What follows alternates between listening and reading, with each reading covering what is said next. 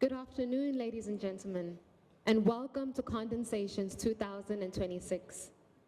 My name is Sarah Luposo Shongwe, and it is a genuine honor to be your MC for this, which is the second recitation of Condensations held here in Singapore as a partner to the Singapore International Water Week. For those who are new to Condensations, it is an annual dissemination event across the global network of CCA centers, that is the Center of Climate Adaptations, where we bring together policymakers, designers, practitioners, and academics to ask a shared question. Since water is the medium by which the threats of climate change most commonly announce themselves when they arrive into a city, how do we then structure and design those cities to effectively meet that threat head-on? The first iteration of Condensation was held in Singapore in 2024, but this year is quite special because it is the first time that the condensation is being hosted by the SUTD Sustainable Futures Center, the SFC. The SFC is a newly launched center of excellence whose mandate is to advance critical planetary design, and it is headed by our very own Professor Peng Beng. As Professor makes his way onto the stage, and to introduce the SFC, I have the honor of making him blush as I introduce the man in leadership to you. With 31 years in practice, where he co-founded the ARC Studio, and 23 years within academia, where he sculpted many of the minds that sit within the audience, Prof. Peng Beng embeds his belief that design should be responsive, intelligent, and sensitive. With that conviction, it reached his most celebrated expression in the Pinnacle at Duxton, Singapore's 50-story public housing department that has its own long list of awards. His works and research interests speak to a thinker who refuses to separate the city from the planet it stands upon. It is that quality of thinking, generous, playful, expansive, and deeply meaningful, that makes him the ideal person to open up this conversation for condensation. So ladies and gentlemen, please welcome our head of pillar, Professor Peng Beng.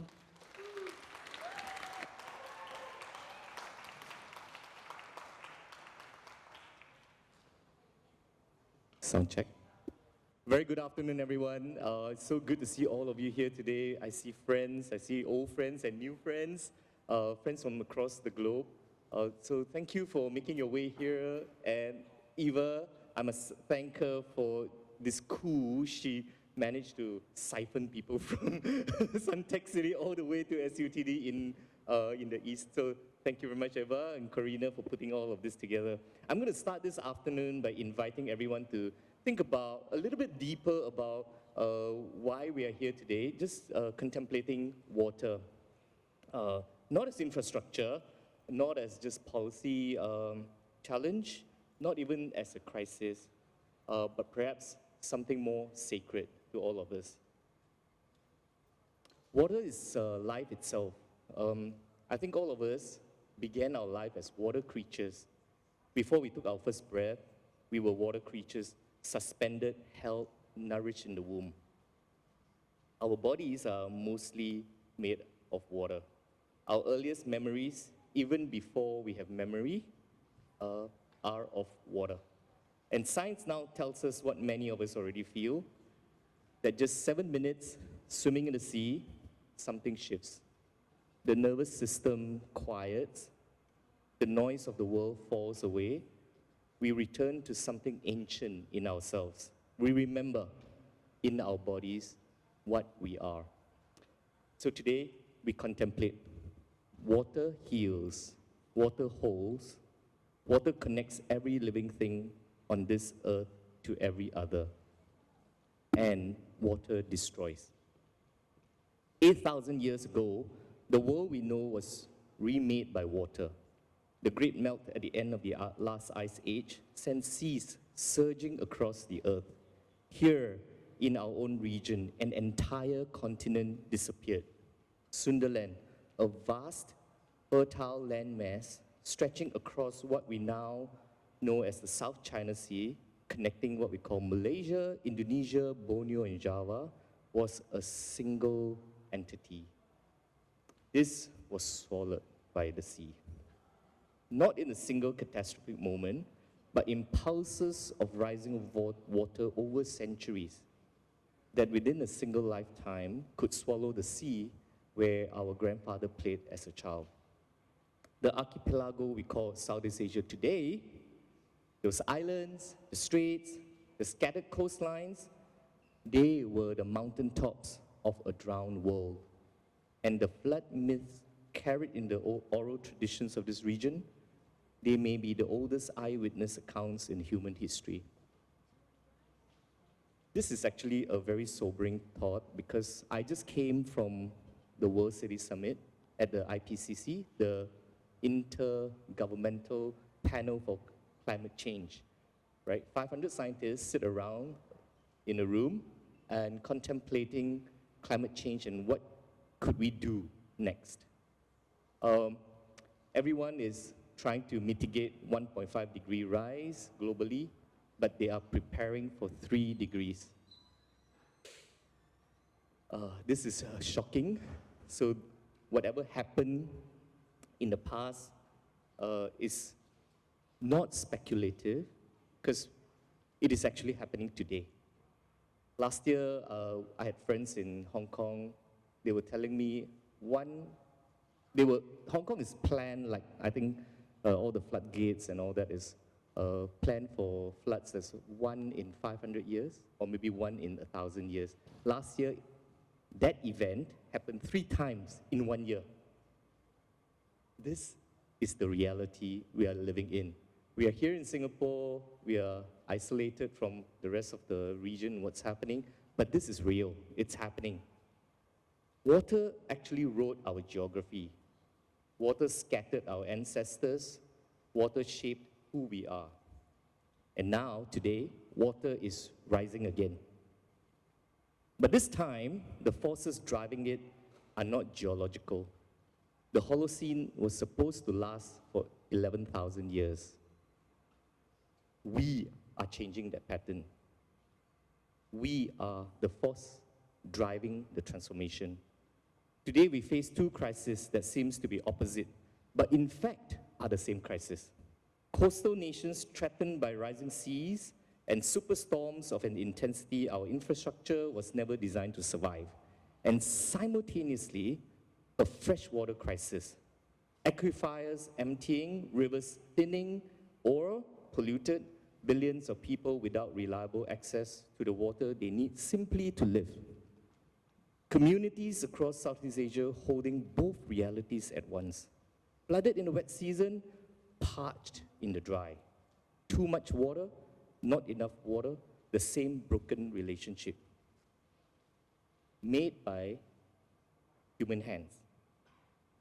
And this is why we are here. We are here because Singapore International Water Week exists for exactly this purpose. To gather the world's most urgent minds around, contemplating this most essential resource, to insist year after year that this conversation cannot wait. I was just telling Henk, he is our chief drummer. He needs to continue drumming. And he says there's no other way. That water is not a sectoral issue, not a regional concern, not tomorrow's problem. It is the defining challenge of this century. And it demands the full breadth of human knowledge, creativity, and will. We are here because the SUTD Sustainable Futures Center believes something that I believe too, and all of us here, I believe, and my colleagues at the Architecture and Sustainable Design. We are not just about problem solving. Design is not just about problem solving. That at its deepest, design is an act of hope. Every time we put pen to paper, every time Henk is drumming, spreading a message, every time we ask, what if this could be different? Every time we refuse to accept that the future is already written, we are designing. We are saying, with everything we have, that a better world is still possible. And what we deem and believe is possible can be imagined and can be built. And this is what this panel is. An act of hope. A gathering of people who have not given up. Because the question before us today is profound in its simplicity. How do we continue to build, and where, for whom, as the waters rise around us? How does design move beyond defense, beyond seawalls, storm drains and emergency response to something more generous, to systems that are alive, to cities that can breathe and bend and adapt, to coastlines that hold both nature and community, both memory and future. Here we are talking about regenerative design. It is a very different conversation altogether. It is not just mere sustainability, just reducing, not doing, doing less harm, let's say. It is now about doing good. Can your building be positive? Can it contribute positively to the environment? Could our designs be regenerative? This is something that all of us here in this room, in big and small ways, big and small projects, can think about and can put into action in our own way. Governance. We are asked to contemplate between protection and transformation, and between defense and living systems that sustain us, and the value of livability and the equity that makes livability real for everyone, not just the fortunate. These are the tensions our speakers have spent their lives navigating, and today I invite you genuinely, warmly, to speak not only from your expertise, but from your experience, from your mind, and also from the heart. From the moments that surprised you, from the places where something worked that wasn't supposed to, from where in the middle of all that difficulty you found hope you did not expect to find. Because here is what I believe standing in this room here today. We are the inheritors of people who survived the last great flood, who carried their knowledge, their seeds, their stories, and their children to higher ground and build again. That resilience is not just history, it is in us. It is who we are. As an architect, water is a very scary thing, because if you have a small little crack, if you have a bit of something that's a bit permeable, water will find a way through. So today, I'm going to invite everyone here to be just like water. Look at this issue. Water will always find a way through, and I believe so can we. All right? So please enjoy this afternoon, and I'd like to invite everyone to just begin. Thank you very much.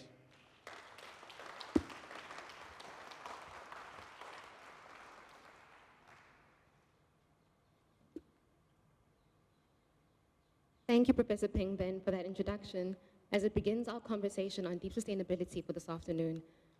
Now, taking this dialogue forward is an impressive collective. Coming up next, each of our 5 panelists will give a presentation covering their experience with the intersections of deep sustainability and water. Before they take the stage, allow me to introduce you to the full gravitas of who we have in this room. In introducing our first speaker, I'd like to take you all back to 2014.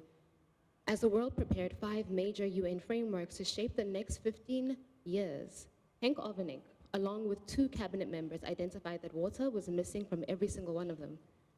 The Sendai Framework, the Addis Ababa Finance Development Agreement, the Sustainable Development Goals, the Paris Agreement, and the Urban Agenda. Despite being foundational to sustainable development, climate action, and global sustainability and stability, water had no seat at the table. And so, the Dutch cabinet created one, and in 2015, Henk became the first special envoy for international water affairs, basically the first water diplomat. Identifying that 90% of climate change impacts are felt through water, Ovink and his cabinet created a role with one mission: put water on the global agenda. And over 8 years of his tenure, His Excellency did exactly that.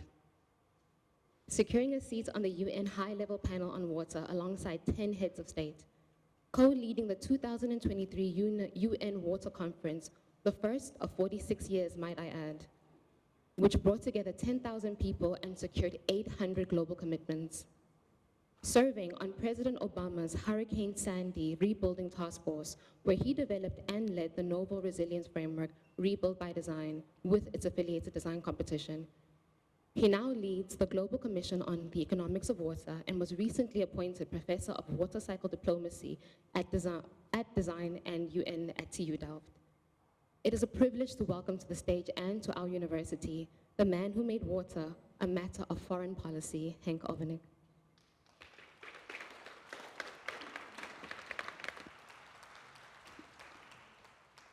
Thank you.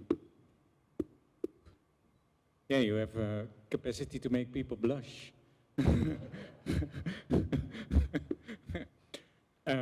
I hold my phone not for my text messages, but then I can see my slides.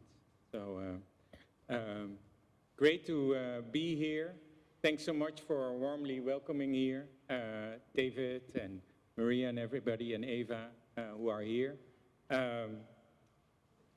Yeah, water. The scary thing for architects. My father, grandfather, and great-grandfather were architects. Yeah, there was some issues with water, for sure. But I'm going to take you on a journey, I hope, that will give you an even deeper insight on what water really is, and help you also understand what the true value of water then really means for us, and how it can become actionable, also from a design perspective. Because it's not something in rivers and lakes that you should be afraid of, or that we should value to drink and for industry and food, but it's something that is part of everything, way beyond our imagination. So I hope to be able to share that. You see this, of course, you know oh, it's there. I thought you were going to use the big screen. Yeah, okay. You see the planet, it's full of water, 2/3 of it is blue. It feels that there's water in abundance, but now I take a big vacuum cleaner, I take all the water of this planet, and all of a sudden it turns out it doesn't become a Swiss cheese. There are no holes in it. It's just a little surface. Oceans are deep, but in comparison to the scale and the size of this planet, it's actually not a lot. And if we put all the water in a sphere too, it's nothing more than the sphere that you see floating over the US. And if you look carefully, there are 3 spheres, 3 little bulbs.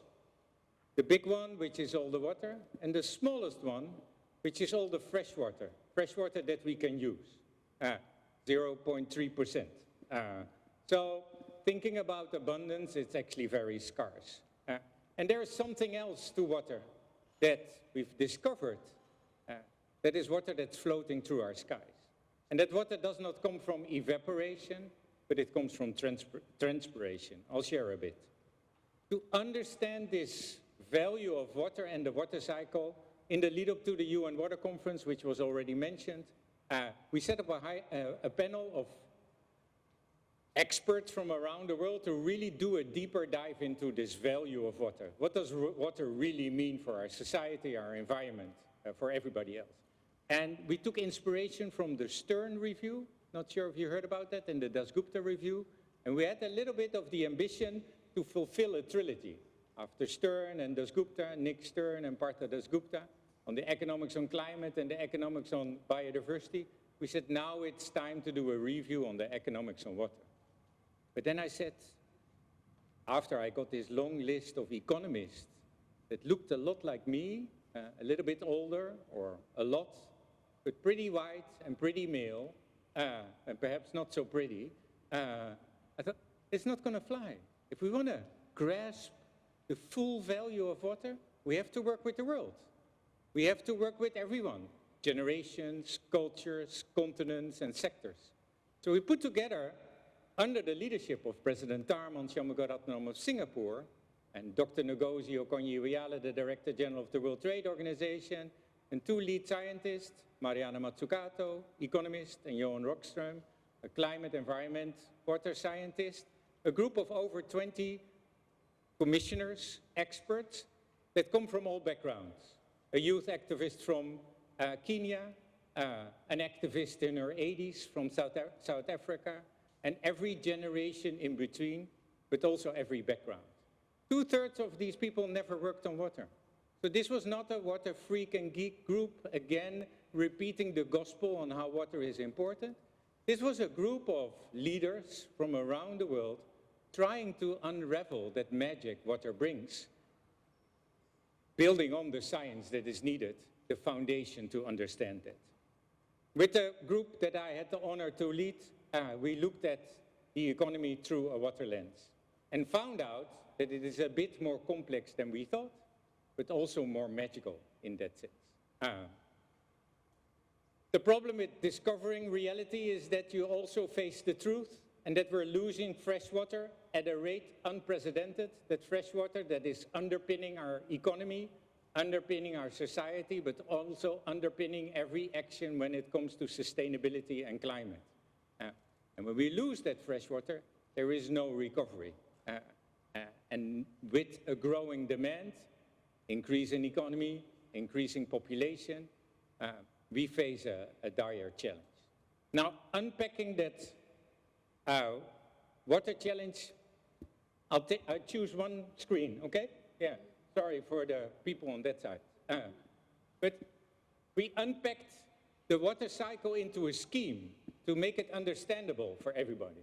And when you think about water, and when we talk about water, and when we address water in policy, it's what you find on this side of the slide. It's what we call blue water. It's water in rivers, in streams, in aquifers.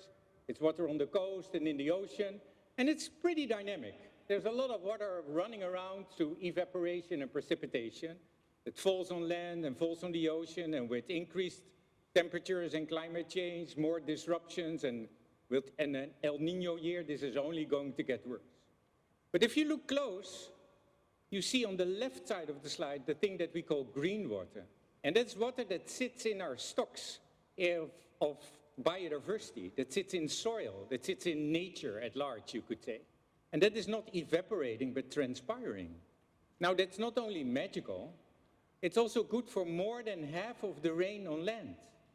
So instead of focusing only on water use, when we say food, agriculture are drinking up 70% of all the fresh water the planet has,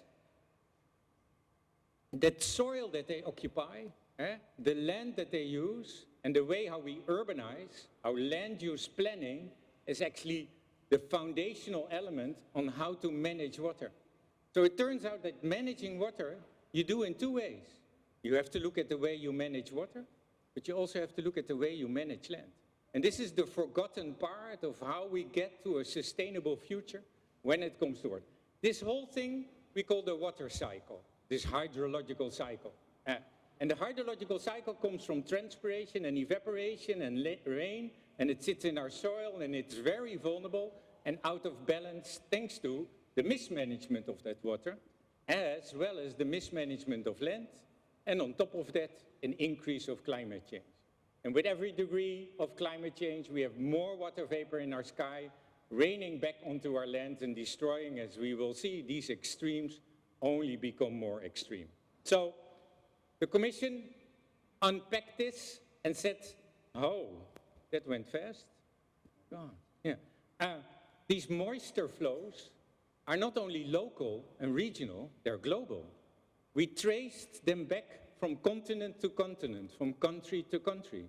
And it shows that we are connected through this hydrological cycle. When you say this on the global level, people are afraid. They don't like to be connected. They say it's impacting our sovereignty from a country perspective. Presidents call and say, you can't say we're connected through water. Instead of, they say, this is the best opportunity for collaboration.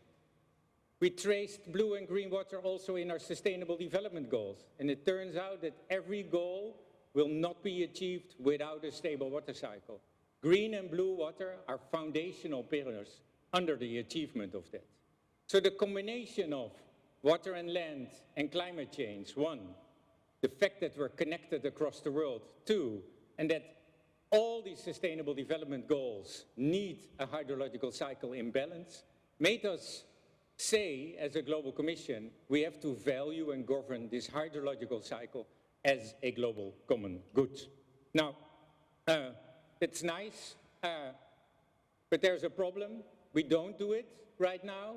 We mismanage water, we mismanage land, and climate change is only increasing, as was just said.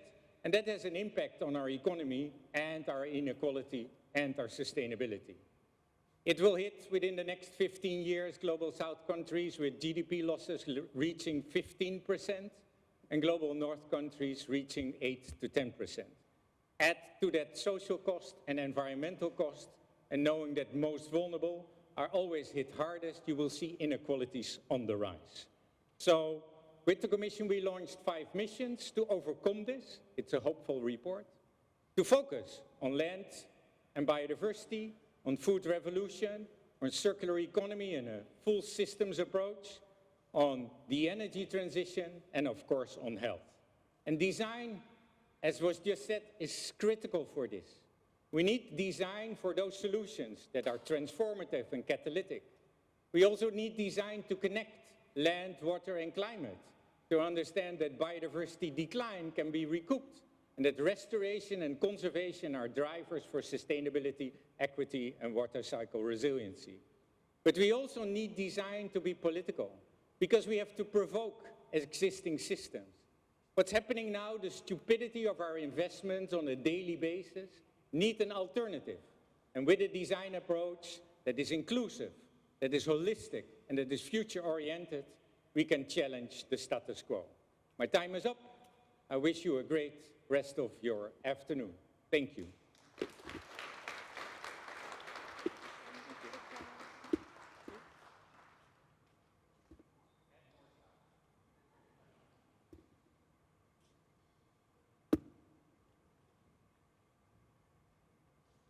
Thank you so much for that, Henk. And now that we have heard from a speaker who spent 8 years reshaping water diplomacy at a global scale, our next speaker works inside an institution that funds, builds, and sustains it on the ground across one of the most climate-exposed regions on this earth. Sourav Majumder is a senior project officer at ADB, the Asian Development Bank, based in Sydney and working in water and urban development across Southeast Asia and the Pacific region. A civil engineer with over 2 decades of experience delivering infrastructure projects across Asia and the wider Pacific area. His dual expertise, having run the infrastructure and financing it, shapes his focus today, strengthening institutional, financial, and technical foundations that determine whether water systems and urban systems can withstand climate pressures. Please help me welcome Sourav Majumder.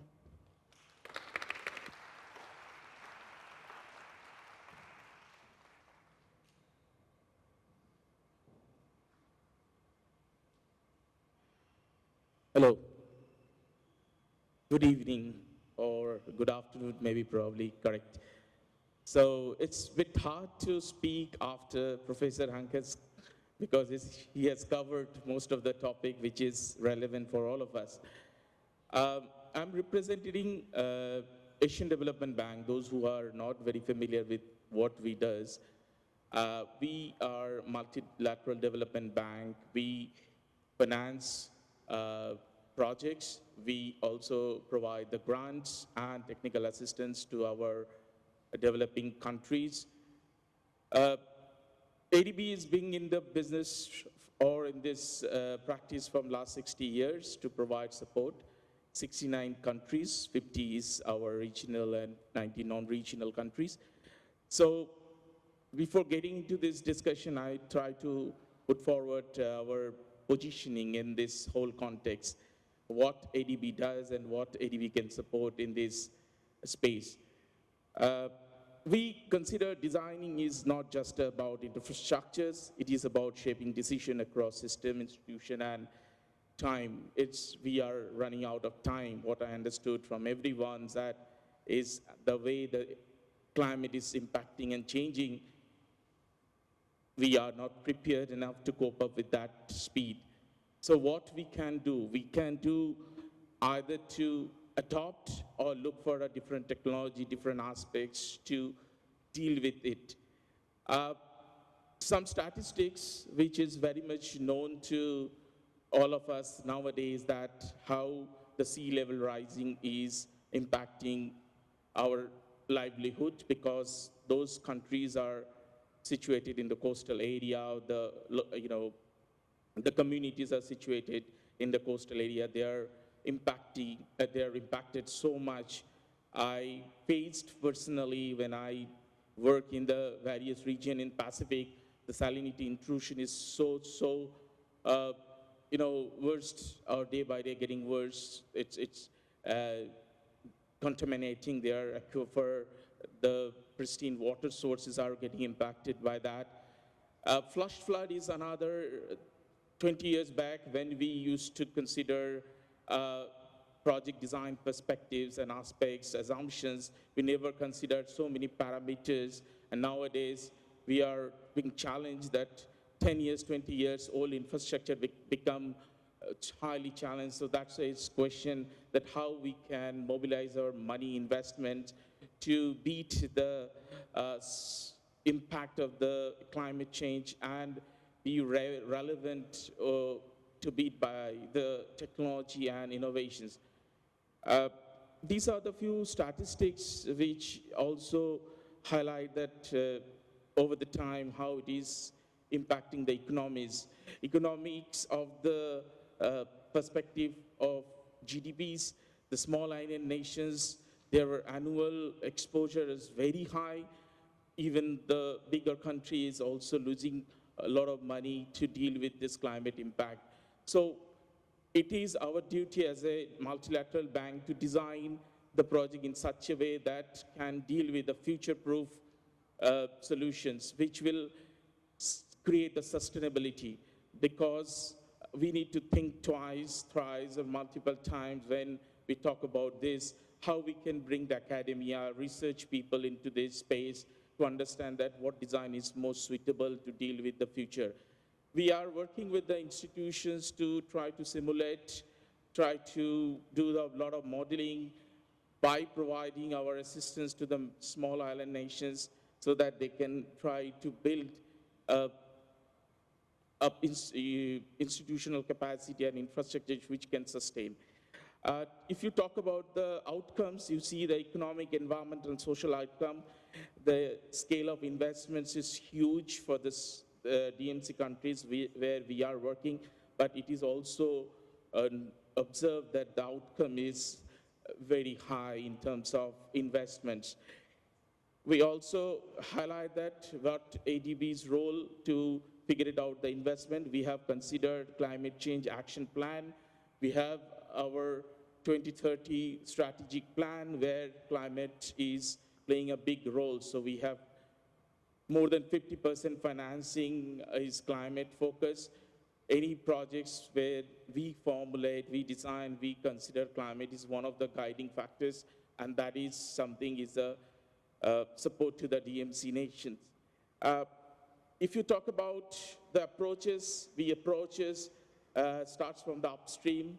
We start to capture a lot of data to understand that how better we can mobilize our finance to deal with the issues. As I said, I worked in the Pacific nations extensively. I found that over the last 20 years, the way the water sources being affected is alarming.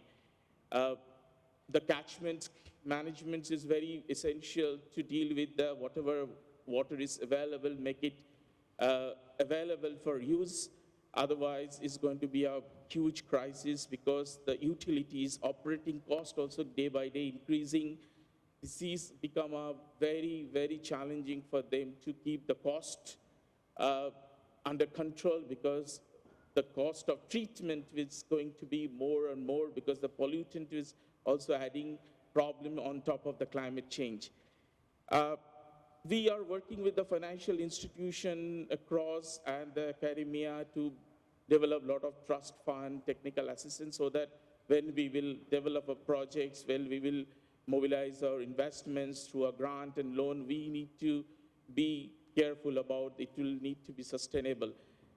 We are moving from the gray infrastructure to the nature-based solution, green infrastructures, which will certainly consider the environments and the communities and habitat issues which we are facing. Sometimes if we overlook, it will impacting in many ways. If you talk about this few example of ADB's engagement, we are working with Fuji and coastal cities and climate resilience development and biodiversity conservation projects. we understood the climate challenges, and the projects will improve the flood resilience of Fuzhou and Yunxiao cities, integrating green and green adaptation infrastructure and coastal wetland, mangrove restoration, enhancing livelihood and low-impact ecotourism. We also have a certain degree of capacity to bring researcher within the institution. We have our sector emerging group and strategy and partnership institution within the ADB, who those people are exposed with the research and dealing with the statistics to create a lot of benchmarks, so that those benchmarking, those statistics will enable, or rather create an enabling environment when we will develop the projects. We can consider those area and mobilize our institutional capacity and funding on that particular space.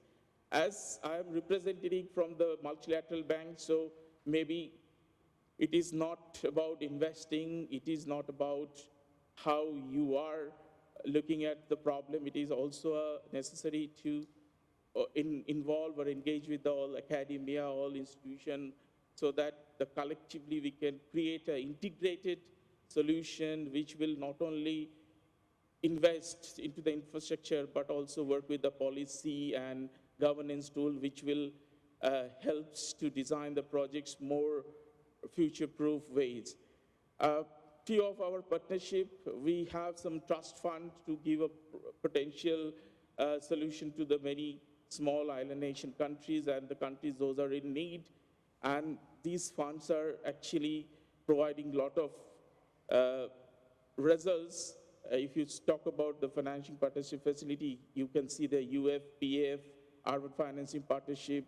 We have a lot of stakeholders and many academias, representatives providing inputs to guiding our funding towards the right space.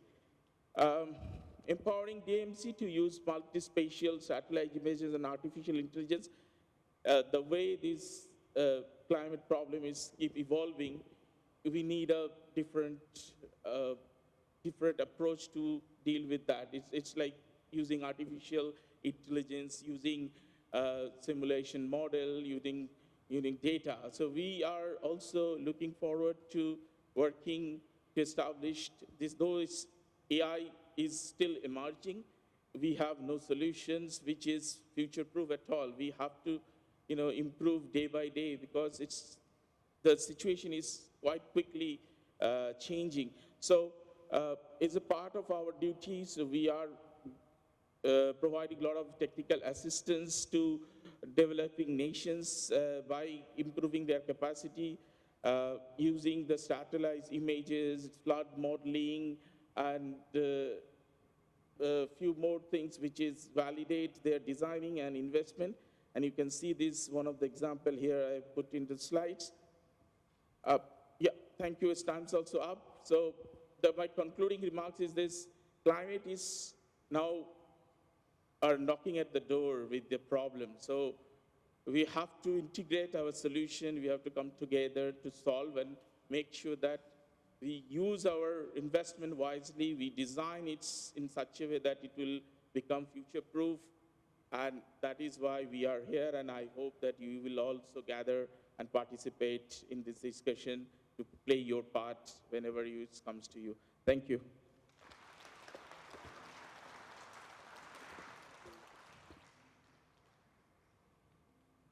Thank you so much for that presentation, Sourav. I'm starting to feel bad that I haven't given my panelists enough time to present. Now, ladies and gentlemen, with our third speaker, we are a very fortunate group this afternoon, because not only did we get to hear from the mind behind Rebuild by Design, Henk, and an officer of an institution that funds resilient infrastructure within this very region, now our next speaker is actually a designer that has worked within those two bounds. Matthijs Bouw and his firm, One Architecture and Urbanism, were among the winners of the Rebuild by Design competition in New York, tasked with the flood protection of Lower Manhattan in the wake of Hurricane Sandy. Years later, he is still there, embedded in the execution of the East Side Coastal Resiliency Project and the Financial District and Sea Point Master Plan. So not only did he build resilience, but he stayed to embed it and to see it through. Matthijs is also no stranger to this part of the world. Through Building with Nature Asia, a program developed with ADB, he has reshaped how coastal communities in Indonesia and the Philippines approach nature-based disaster and resilience. In Semarang, his Water as Leverage initiative became a reference model for how design can hold together water, industry, and urban life under climate stress. And now, he's currently shaping North Java's giant seawall to include a watershed approach and embed nature-based solutions. A professor of practice at Penn's Weizmann School of Design, who quite literally wrote the book on building with nature, which is overtly titled Building with Nature, co-edited with Eric van Ilken as part of the EcoShape Consortium. He is an experienced advocate for the practical implementation of resilience through design practice. Ladies and gentlemen, please help me welcome Matthijs Bouw.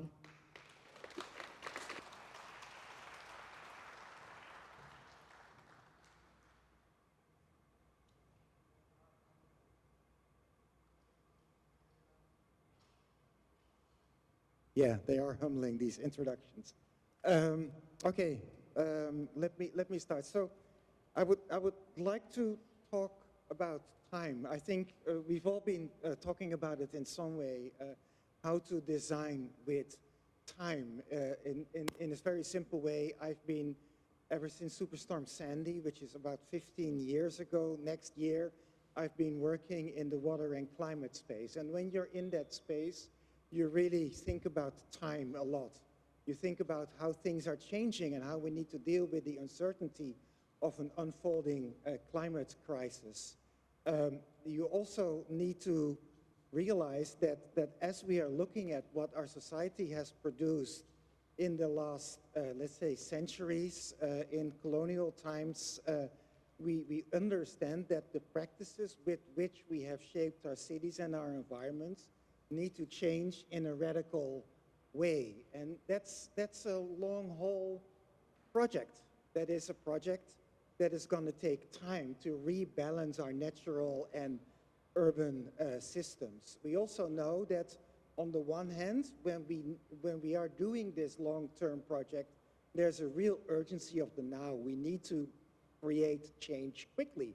And we also know that the communities that we work in often find it really difficult to think about those long-term things that maybe we, as people that know a little more about climate, are thinking about. So that's what I would like to talk about, and I'd like to take you a little bit about a tour around the world of the type of things that we encounter, starting with Superstorm Sandy, which had an incredible impact on New York. And in the competition that Henk set up, together with Bjarke Ingels, I co-led a team that designed a project called the Big U. And the idea of the Big U was, let's not do flood walls in the way that engineers do them. Let's do them in the way that maybe designers do them, but as designers start to think about it, we bring other people in. We bring communities in, we bring stakeholders in. We start to think about how do we serve the dynamics of a city? How do we create and work with the rhythm of a city? And with that, we started to rethink really how to do this type of infrastructure.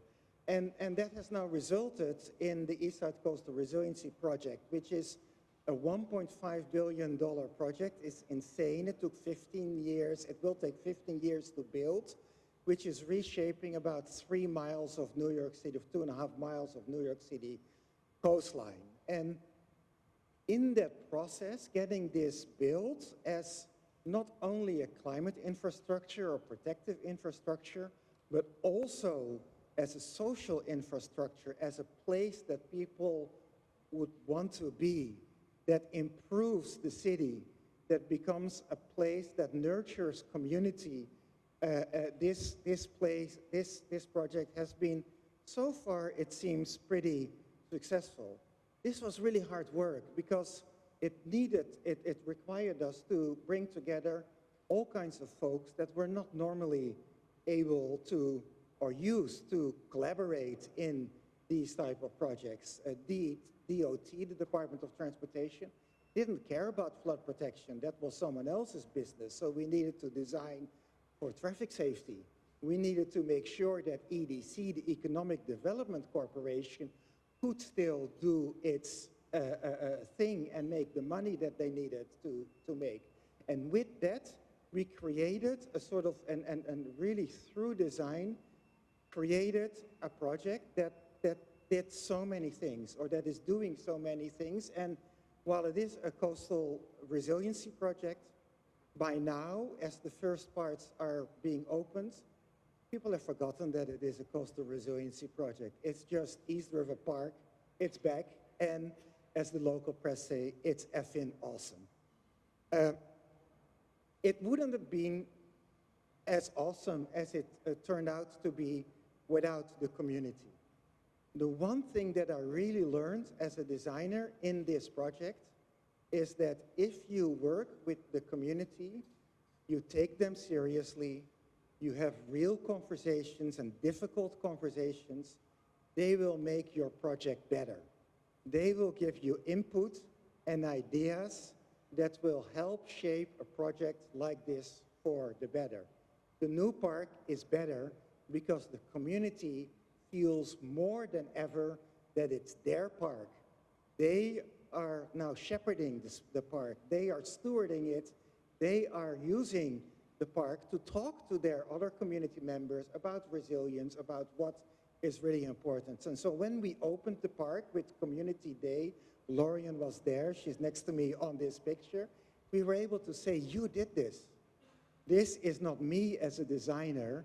That is me as maybe a designer who has facilitated community processes, but it is really the hundreds, if not thousands of people from the community and from the different agencies who have made this park possible and who have made this a showcase of what design can do in this space that used to be the space of engineers and infrastructure designers only.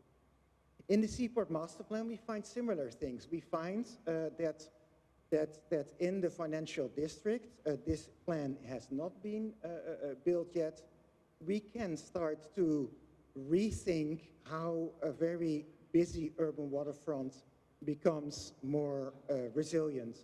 How in a very constrained space, where there's a lot of technical challenges, we can use design to also explain in a very simple way how and what are the changes that need to be made and what is necessary. So the role of design here is in many ways also, this one has no signal, but that's okay.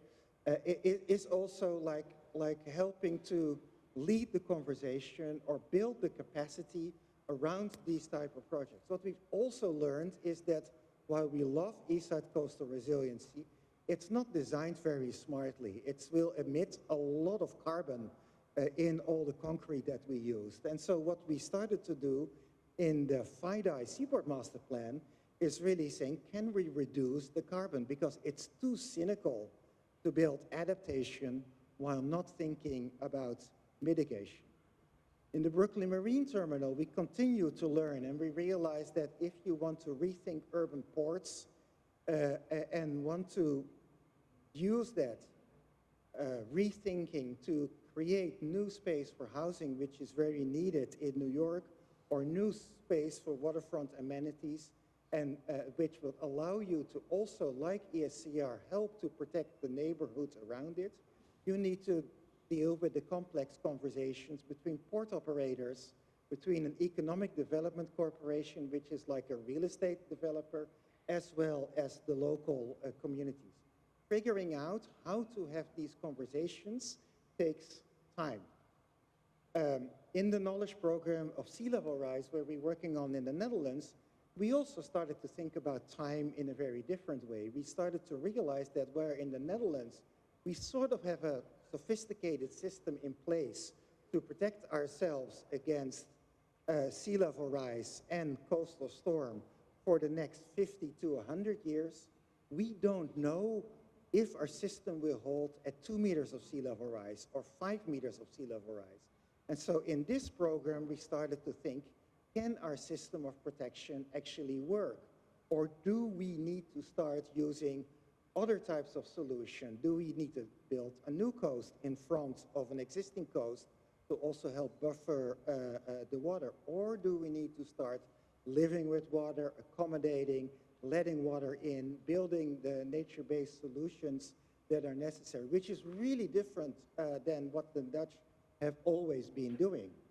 But it is part of this bigger trend where we're starting to shift from technical and constructed solutions to much more hybrid solutions. We find something similar in the UK, where we're working for the Environmental Agency at a coastal plan in Lincolnshire. The UK has a very different challenge. It's almost bankrupt. It doesn't have money to pay for coastal protection. And so if you want to rethink the coast, you're going to have to come with solutions that actually make sense from an economic perspective, much more than from any other place. But you're also dealing with a condition that the political establishment is collapsing, and you have right-wing parties coming up, especially at the local level.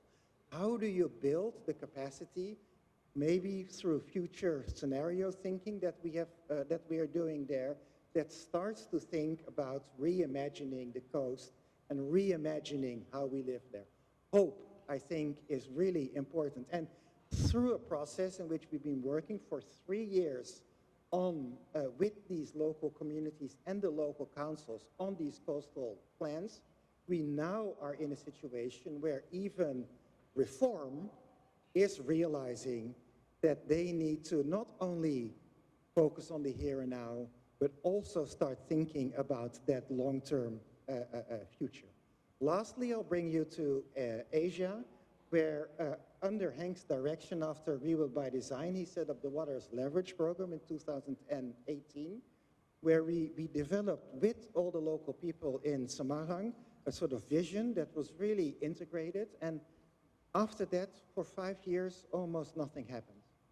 But then suddenly there was a new president and a new mandate to start thinking about what could be done. And then we found that this project that we had developed with all these community members, with all these stakeholders, was still something that people cared a lot about. And suddenly the national government was interested because they wanted to build a giant seawall. Suddenly there was an idea of let's continue this work. So it takes time in many ways. It takes investment in capacity. It takes a little bit of patience to start thinking, okay, how can we now use that momentum to rethink and re-understand how important it is to think on a watershed level, how important it is to connect, like Professor Peng said, like water availability with flood management, how the water supply needs to be part of all this thinking. And slowly, now, we are starting to ideate the projects and bringing the capital together on a watershed level and on a coastal level to do this work. So my basic message is think with time, but also be patient, and know that it takes time to bring the people along in order to do this work. Because that, in the end, is, I think, the real power to create the change. It's with the people. It's finding ways to use design to engage people, to show them what could happen, to help them understand things, to give them hope, to use their input to make much better designs, and with that, create the change that is all necessary. Thank you very much.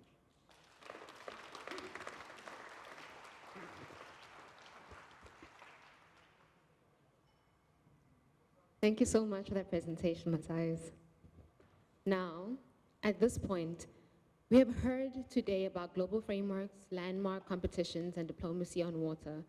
But now it's time to bring it back home, because all of that thinking eventually must become policy. And that is the work of our next speaker. Ridzuan Ismail directs the Flood Resilience Planning Department at PUB. He leads an integrated mission spanning both inland and coastal resilience because he believes it should be deliberately unified, because you cannot separate the rain that falls from the sea that rises. He leads the whole of nation effort to protect Singapore from sea level rise and intensifying water extremes. He is the person responsible for policy, frameworks, design standards, and regulatory guidelines on this island. So please help me welcome Ridzuan Ismail.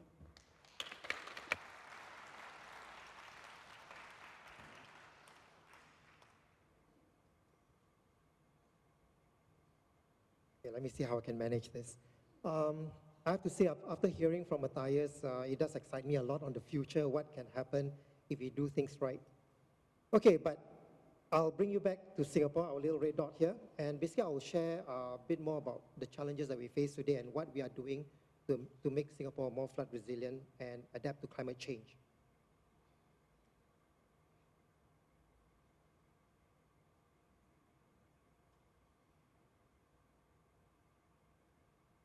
Okay, being a small island city-state surrounded by the sea, we must protect our coastlines and resist the rising seas.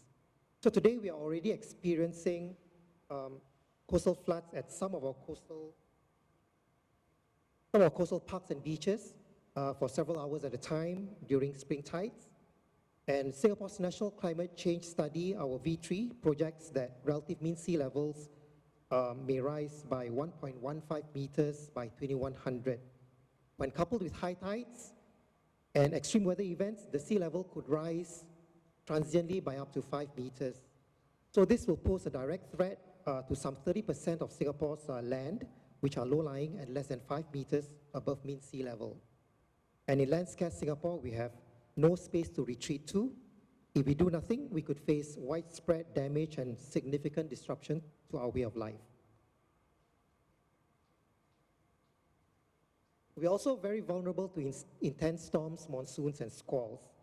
So rainfall in Singapore is highly variable, making it challenging to predict where and when floods will occur.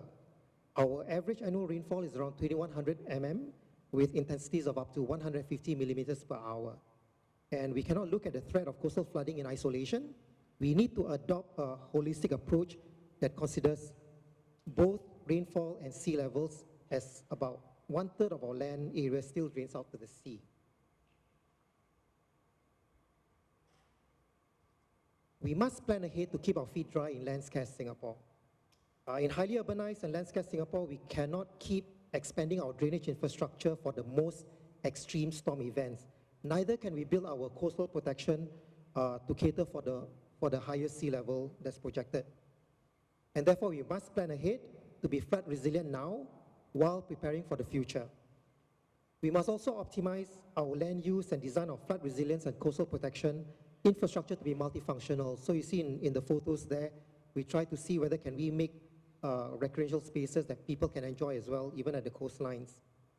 And to make this happen, we have to work very closely with our government agencies to identify synergies to design multifunctional measures that can serve multiple purposes. I think it's very enlightening to hear that New York has done that, and we hope Singapore can do the same in future as well. We adopt a source pathway receptor approach to tame our stormwater. So to manage the stormwater at the source, we require developments to temporarily detain the runoff within the sites so that they can reduce the flow that's going into our public drains. Our drainage system also serves as pathways, which must be designed to have sufficient capacities to convey the stormwater efficiently and effectively. And we also look at the developments and we implement receptor measures, which are localized protection for all the developments, typically in the form of raised platform levels or flood barriers. So you look at the photo there, we have the Bishan Park, Ang Mo Kio, which sums up this source pathway receptors approach best. You have what used to be a concrete drain, we have torn it up, and we built a drain that's naturalized through our Active, Beautiful, and Clean Waters program. We created a floodplain that also have new community spaces for multifunctional use during dry weather. To address our rising seas, we will build a continuous line of defense around Singapore. We will adopt a holistic, comprehensive approach by focusing on building a continuous line of defense against sea level rise through site-specific studies and regulatory controls. I think there was a similar picture like this that Matthijs showed just now for New York coastline, so we're also doing the same. But we need to do site-specific studies, so we need to do a lot of engagement and understand what is actually at the coastlines. So we work very closely with our stakeholders to examine the different type of protection measures and assess which are the ones that could fit seamlessly with the existing users as well as the future plans for the area. So we have embarked on this journey in 2021, and by end 2026, the site-specific studies, including the southwest coast and Sentosa, would have commenced for over 80% of Singapore's coastline. But given the uncertainties of climate change, we will take on an adaptive planning approach for coastal protection, where measures will be built incrementally where possible. And we will review it against the latest climate science findings. And of course, we need to have the regulatory measure as well to ensure that this continuous line of defense remains robust. So for that, our Coastal Protection Bill was passed in March 2026 to establish clear responsibilities of landowners for coastal protection and ensure that compliance with coastal protection standards are met. We also leverage on technology to equip us in our operations and flood response. So given the dynamic nature of the operations, we also have to leverage on various technologies, the sensors, the data analytics and AI, predictive models and dashboards to guide us in our operations and flood response. So to this end, we are building a coastal inland flood model to help us understand the twin impacts of intense rainfall and extreme sea levels in Singapore. We also conduct real-time monitoring and timely response through our more than 1,000 water level sensors in the drains and canals, with over 500 closed-circuit television cameras, rain gauges, weather radars, and to be able to push the information to our flood response teams across the island. But that said, we also need to look beyond just what we know today, and for that, we are investing in a lot of research and development to understand our environment and avail more solutions. So to this end, we have launched the Coastal Protection and Flood Management Research Program in 2023 to drive the development and application of smart solutions, as well as grow a vibrant research and development ecosystem for flood resilience locally. We have established a Center of Excellence, which is named the Coastal Protection and Flood Resilience Institute Singapore, which SUTD is a part of, to strengthen our local capabilities and expertise in coastal protection and flood management. We also invest in applied research and living labs to accelerate the translation of these technologies for application, as well as facilitate test bedding of new solutions, including nature-based solutions.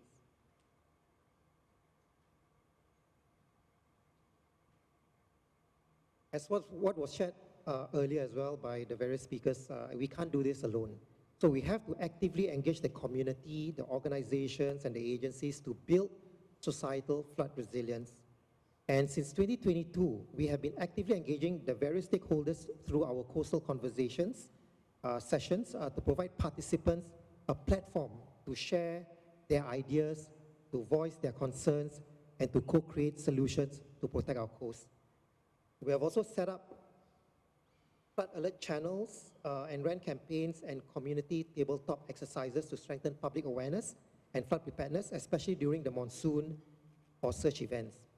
And through these activities, we hope to engender a collective responsibility that everyone has a part to play in making Singapore flood resilient. Thank you.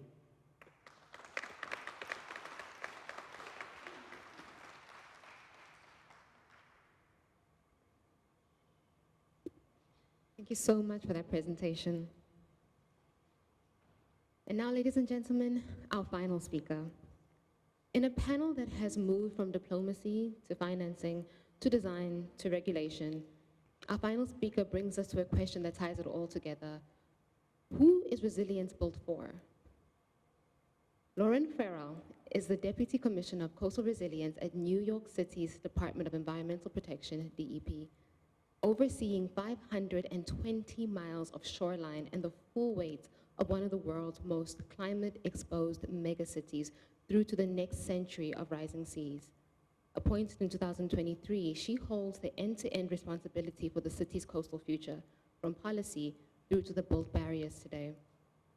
Before New York, she spent over a decade leading flood infrastructure for the Toronto and Region Conservation Authority, and later worked with the Rockefeller Foundation's 100 Resilient Cities Network, building a global view of coastal vulnerability at a neighborhood scale. Beyond New York, she helps lead a forum of several US coastal cities working together on a federal policy of reform for the US Army Corps' Coastal Storm Risk Management Program, shaping how the entire country can prepare for coastal risk. And beyond policy, she has a conviction that is simple. The people that are exposed to flooding must be the ones that are shaping the response to it. Her Coastal Labs initiative puts residents directly into the adaptation planning processes, overlaying infrastructural planning with social justice. Ladies and gentlemen, please help me welcome our last panelist, Laurian Farrell.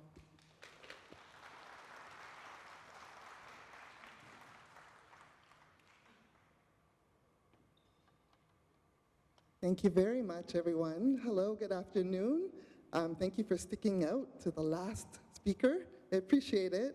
And although my introduction was wonderful, I did not blush. I felt myself tensing up, my chest getting tighter. But I'm going to push through that feeling and because I really wanted to talk about choices today and how we make choices in our design. But I'm also inspired by your opening remarks, and I want to turn that conversation into one of hope and how choices can lead us to hope.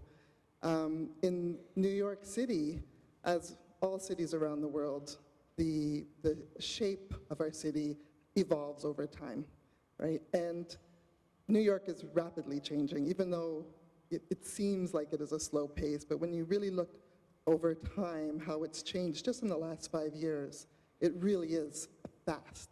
And so we want to make sure that we recognize where we've come from, that we learn from our history. Our history, I mean, I'm only starting here at the mid-1800s on this slide, but our history goes back way long before that, where choices were made to shape our coastline. But we went from a city that was a working waterfront that really then went to not having much respect for the water. That's where we used to dump our waste, or we would have our industrial activities. We, as a society, did not value those spaces. But around the 1980s, we started to turn our faces back toward the coastline and to embrace it and to really understand the value that water, in all of its beauty, the health benefits, the ecological benefits can bring to us.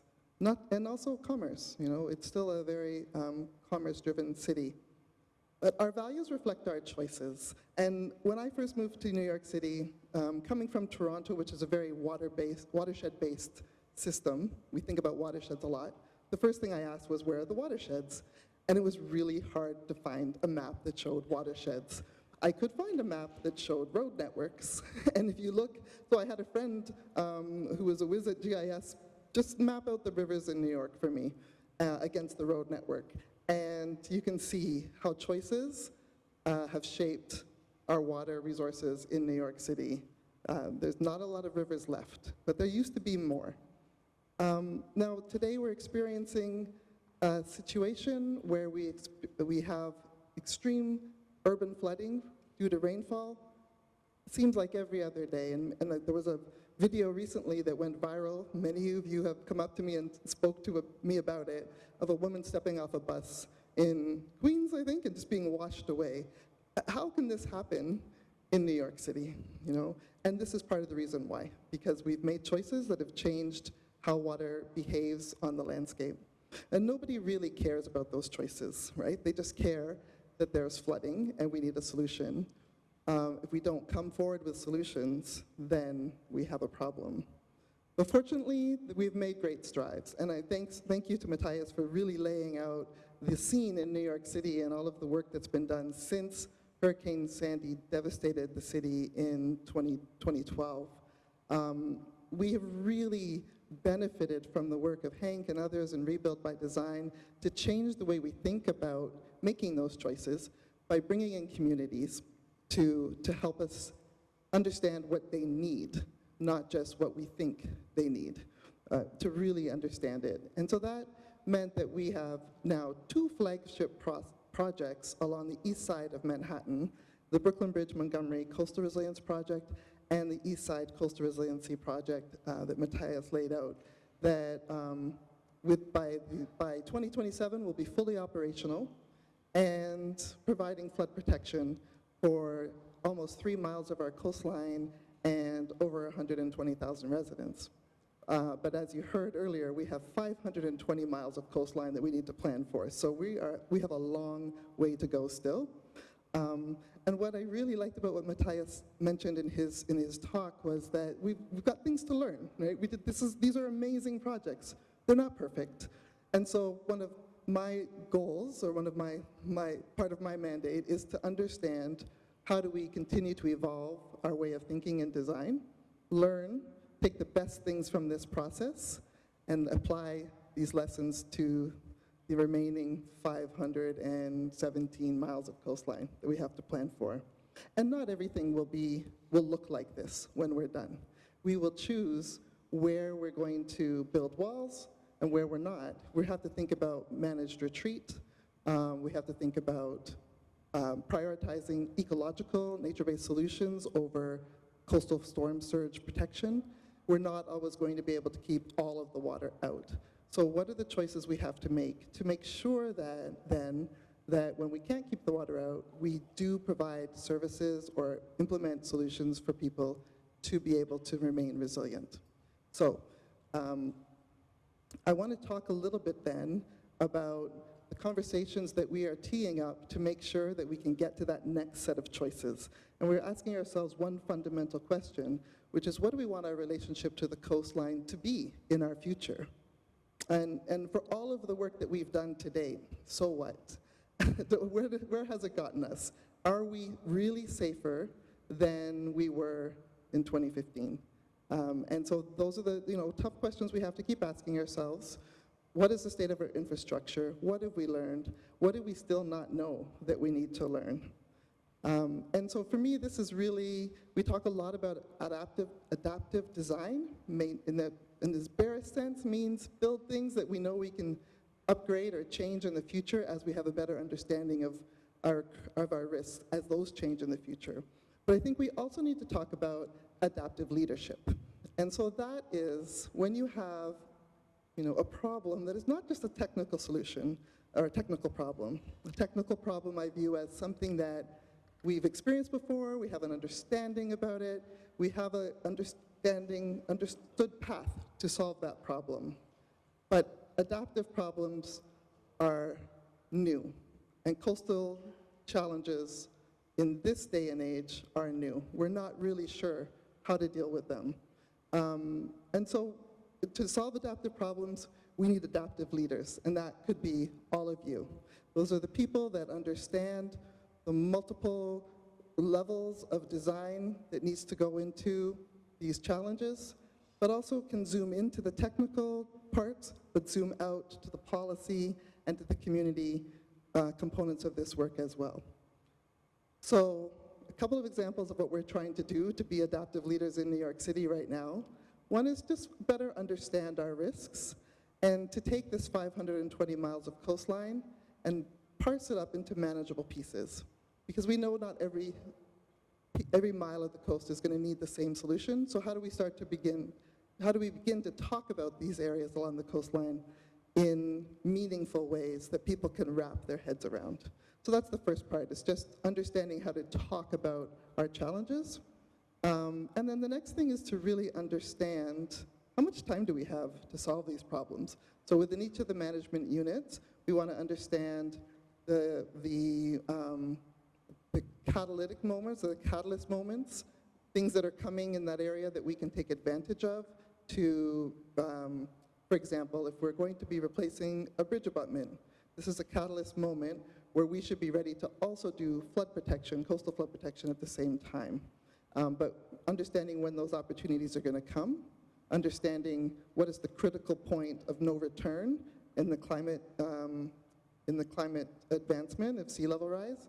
Those are things we need to know for each and every unit so we can build in that sense of urgency into the conversation. We talked a little bit about finance today as well. We are having conversations with partners that are not within the city government themselves, but the external partners that actually can help us solve problems that we haven't traditionally been able to solve. So we've met with developers, with rating agencies in the insurance sector, people from our Water Finance Authority to help us solve our most critical challenge right now, which is how are we going to find the funding to pay for the anticipated $46 billion of infrastructure that we're going to need to build in the next 20 to 30 years. Although we haven't come out and said that we're bankrupt or near bankrupt like London, I think it's fair to say we don't have $46 billion. So this is a huge challenge for us. And I cannot speak without talking about equity and how important it is that we center equity in everything that we do. But we don't want to just talk about equity in a tagline. We want to be able to come up with real, tangible tools for how do we infuse equity into our design processes. And there's some work started in this area by others that we can learn from, but there's still quite a bit of work to be done to make sure that we can authentically embed equity in our practice. And finally, I'll just talk about our Coastal Futures Labs, which Sarah touched on in my introduction. And thank you to Matthijs over here and One Architecture for facilitating these conversations, which is the beginning of the Bureau of Coastal Resilience, starting to speak to our partners in the academic sector, in the consultant fields, and our nonprofit sector to get a sense of what is the appetite to push the boundaries for coastal resilience. So we have traditional engineering design, but what more can we do to make ourselves uncomfortable and stretch, give ourselves some stretch goals? We wanted to understand this before going out to the public so that we could ground our conversations in reality. These were incredible, energizing conversations that really gave me hope. We coined this phrase, defiant optimism, which is something we charged everyone to leave the room with, to understand that we have choices that we can make. And we need to make those choices boldly, and we need to be optimistic, even in the face of this existential threat of climate change. Without that defiant optimism, we are doomed to failure, and failure is not an option. So I will leave you with that, and when you are going forth and working on your designs, try to do them with defiant optimism, try to stretch the boundaries, and think boldly, because the people that we are serving through our designs deserve that. Thank you.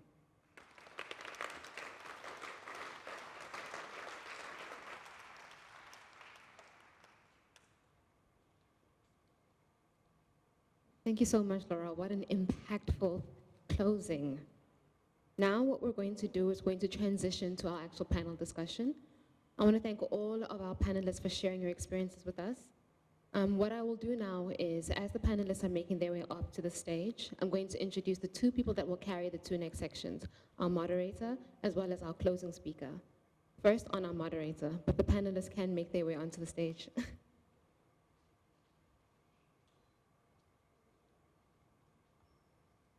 It now gives me a great pleasure to introduce the one person who is going to draw all of these ideas together into a single searching conversation, and I suspect that many of us already know who he is. Nan Chuen Tia is the president of the Singapore Institute for Architects, co-founder and director of FARM, one of Singapore's most celebrated design practices, and a long-serving educator at the NUS Department of Architecture. FARM's work needs little introduction in this room, I'm certain.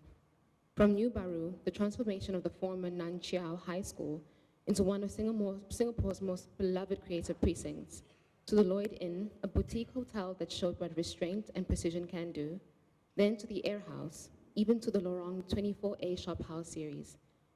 His work spans architecture, interiors, branding, and community experience. It is an output that continues to shape Singapore's architectural future through experimentation, inquisition, playfulness, and all else. In recognition of his efforts, Nan Chuen himself was named URA's 20 Under 45 and received the 2023 NUS CDE Distinguished Alumni Award. He is, crucially, an architect who thinks seriously about the relationship between the city, through his advisory roles at URA and the Natural Heritage Board, and through Pharmacy, FARM's research arm. he continues to probe the spatial questions that do not yet have precedence. A graduate of NUS and the Architectural Association in London, an inquisitive designer whose work continues to be spirited by a true love letter to Singapore, there are few people better placed to draw out the threads of this conversation. So please just give a round of applause to our moderator, Nanchuan Wen. Before I let the panel go on, I also want to introduce David Erdman, because of course every conversation deserves a considered close, and we are very fortunate to have a person uniquely equipped to give us one. So I speak to you today as a PhD candidate as part of the Center for Climate Adaptation Southeast Asia, housed here at SUTD, and it is a privilege to introduce David Erdman, who is the founding director of the Foundational Center of Climate Adaptation, housed in Pratt Institute in New York City. He is among Pratt's representatives at the New York Climate Exchange on Governor's Island, one of the most consequential new climate institutions in the United States. Under his directive, the CCA NYC has registered water action commitments to the UN. He has co-led climate adaptation workshops in New York, Singapore, and Chile, and he's organized side events as part of the 2023 UN conference. And David came to climate through design. He co-founded Servio and David Clovers. Servio, whose works entered the permanent collections of MoMA and Associates of the Centre de Pompidou. David Clovers, whose built works across Asia are held in permanent collections of leading art institutions in North America, Asia, and Europe. He has chaired graduate programs at Pratt, taught at UCLA, HKU, Yale, and Berkeley, and has authored many a book on architecture and design thinking. In many ways, his career is part of the main argument this panel has been making all day, that design, at its most serious, is inseparable from planetary challenges that we face. So, following our panel discussion, while the panelists will remain seated, we will hear from David, who will give us the closing remarks for the day. But for now, I will let us begin and hand over to our moderator. Okay. Maybe at this point, I'd like to take the opportunity to ask everybody, please give our speakers another round of applause. It's really, really a wonderful sharing. So I understand I have half an hour to bring the conversation across the different presenters. I think that's an interesting challenge. I'll do my best. So we heard from different perspectives and views from policy, from finance, from working with the community, designers, landscape architects. And I think there are several themes that repeats itself through the presentation. And maybe I'll take this opportunity just to bring us through a few. The first one, I think all of you talked about the idea of community engagement, and I think there are different levels of engagement. I think, Matthijs, you used the word social infrastructure, which I think it's maybe one way for us to frame the conversation, and you also mentioned that it took a long time to have some of these conversations to bring them through, and I think, Laurian, you talked about choices as a way of framing conversations. So I just wanted to, and I think, Ridzuan, you talked about collective responsibility, which I thought was interesting. Not sure for the guests and maybe some of the members here. Maybe Singaporeans, we do have a slightly different way of understanding issues because we do have a good government, and maybe climate issue, coastal protection is maybe at this point seen as very much of a government problem, right? If there is flooding, then the public will blame the government, right? They don't really see this as part of a collective effort. So maybe you can share within each of your own areas and expertise, what kind of community engagement do you mean in the work? Is it raising public awareness? Is it getting ideas from the public? Or I would imagine from some of the replies, there is a slightly higher level of a level where it's actually more about a sense of ownership that the public eventually takes on the social infrastructure, as you mentioned, and they use it as a way of talking about coastal protection. So there is awareness, there is ownership. So I'm not sure how does it through community engagement you can get to that level, because I think it's a very, very difficult journey. Maybe, Matthijs, you can share this. Yeah, thank you for this question. one of the things that I keep realizing is that all this stuff that we're doing is relatively new. We are only maybe in the last 2 decades, or maybe even shorter, like really aware of the impacts of the climate crisis and the need for adaptation. Earlier we talked about the IPCC. Until maybe 5 years ago, adaptation was not really on the agenda. It was all about mitigation. So this is new stuff. Nature-based solutions is new stuff. Figuring out how to build a new type of infrastructure in already pretty busy places, and places that are spoken for is new. And what I keep realizing is that as we do this work, I've now done this for 15 years, I keep being surprised by stuff that we don't know. And stuff that other people bring into the conversation. And how I often see my role as sort of being a little bit the sort of connector who starts to, has a certain openness to what everyone brings and figures out through design how all those different perspectives, but also knowledge, lived knowledge, technical knowledge, all that knowledge about how a certain city agency works can help us to do better projects. Because I realize that whenever I do a project, like every architect, you're an architect, you know, you always say, oh, I could have also done this, or shouldn't I have done that? And so this continuous learning process is really important.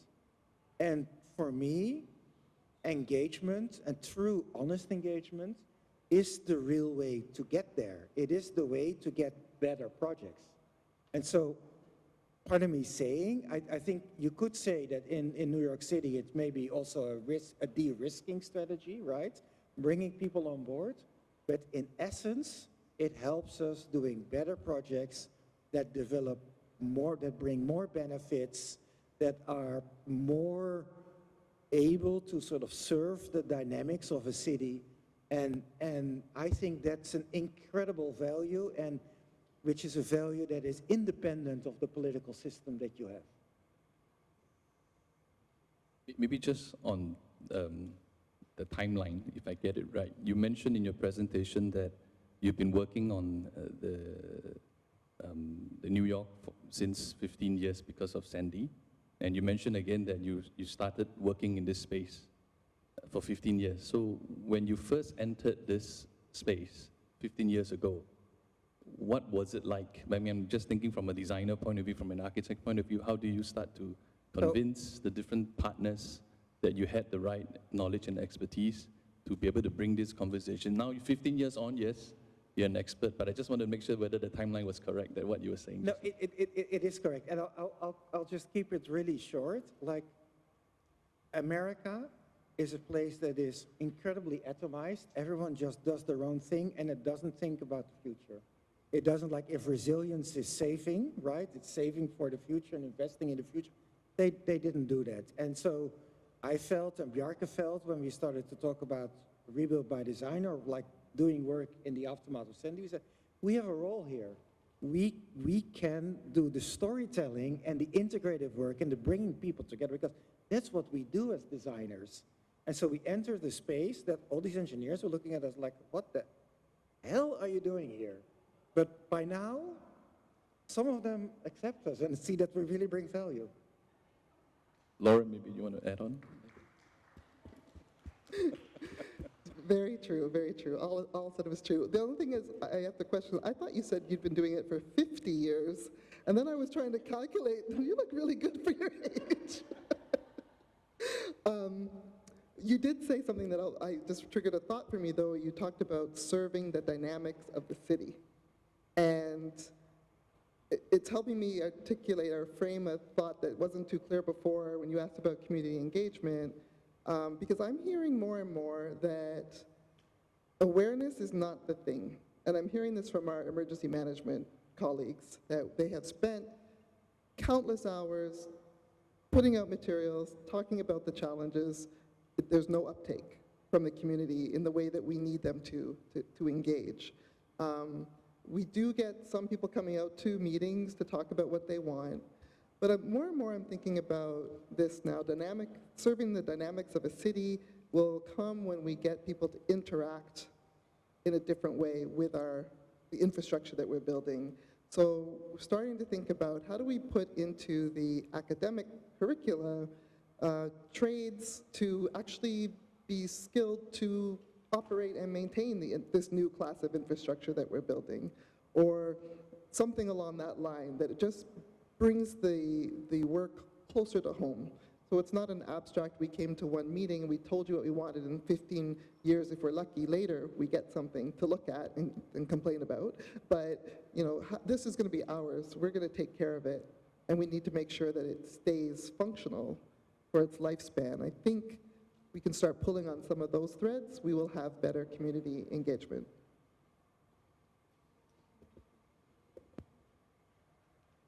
Hi.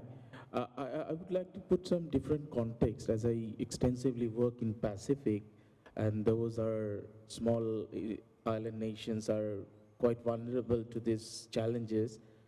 I can see that as because most of the solutions are capital intensive, they do not have a choice rather than involve their community. Community's involvement is essential to deal because there is a two-layer. One is to deal with the fresh water, how to preserve and make most use of it, and to deal with the sea level rise.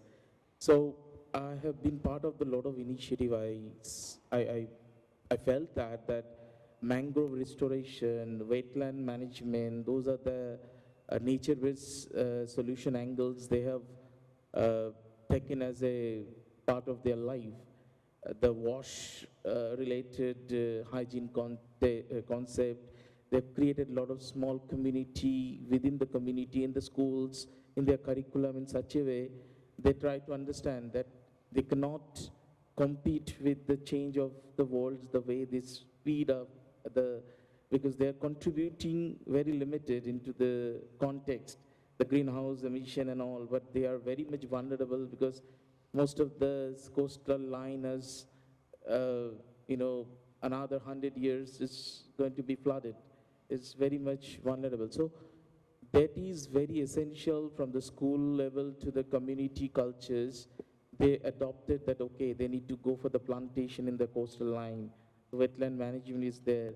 They're managing their catchment, the deforestation, the logging activities, they control in such a way that they can protect their own water sources, because they know that they cannot go for a very capital-intensive, very high-tech, technology-based solution.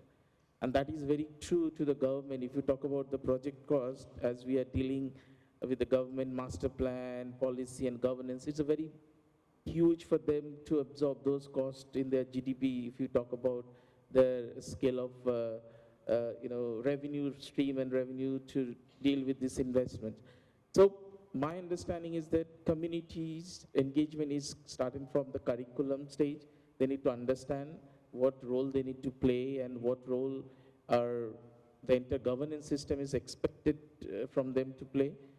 And I understood that it's a more of a awareness training is required. It started from the governance framework to the level of a school level, so that it starts to become their daily livelihoods, a part of their life.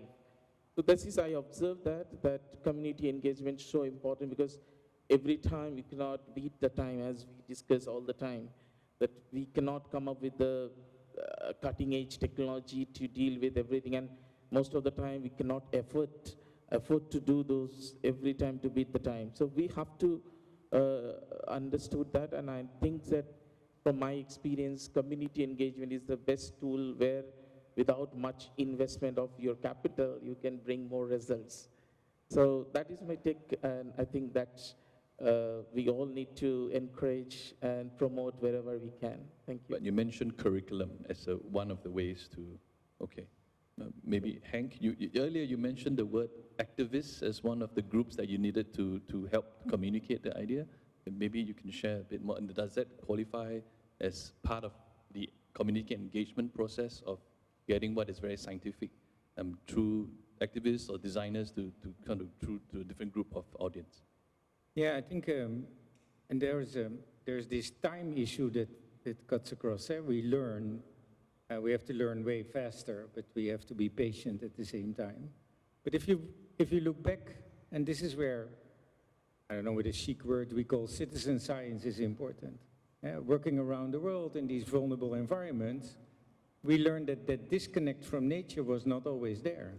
We put in place systems that fail us now, but before they were there, they didn't.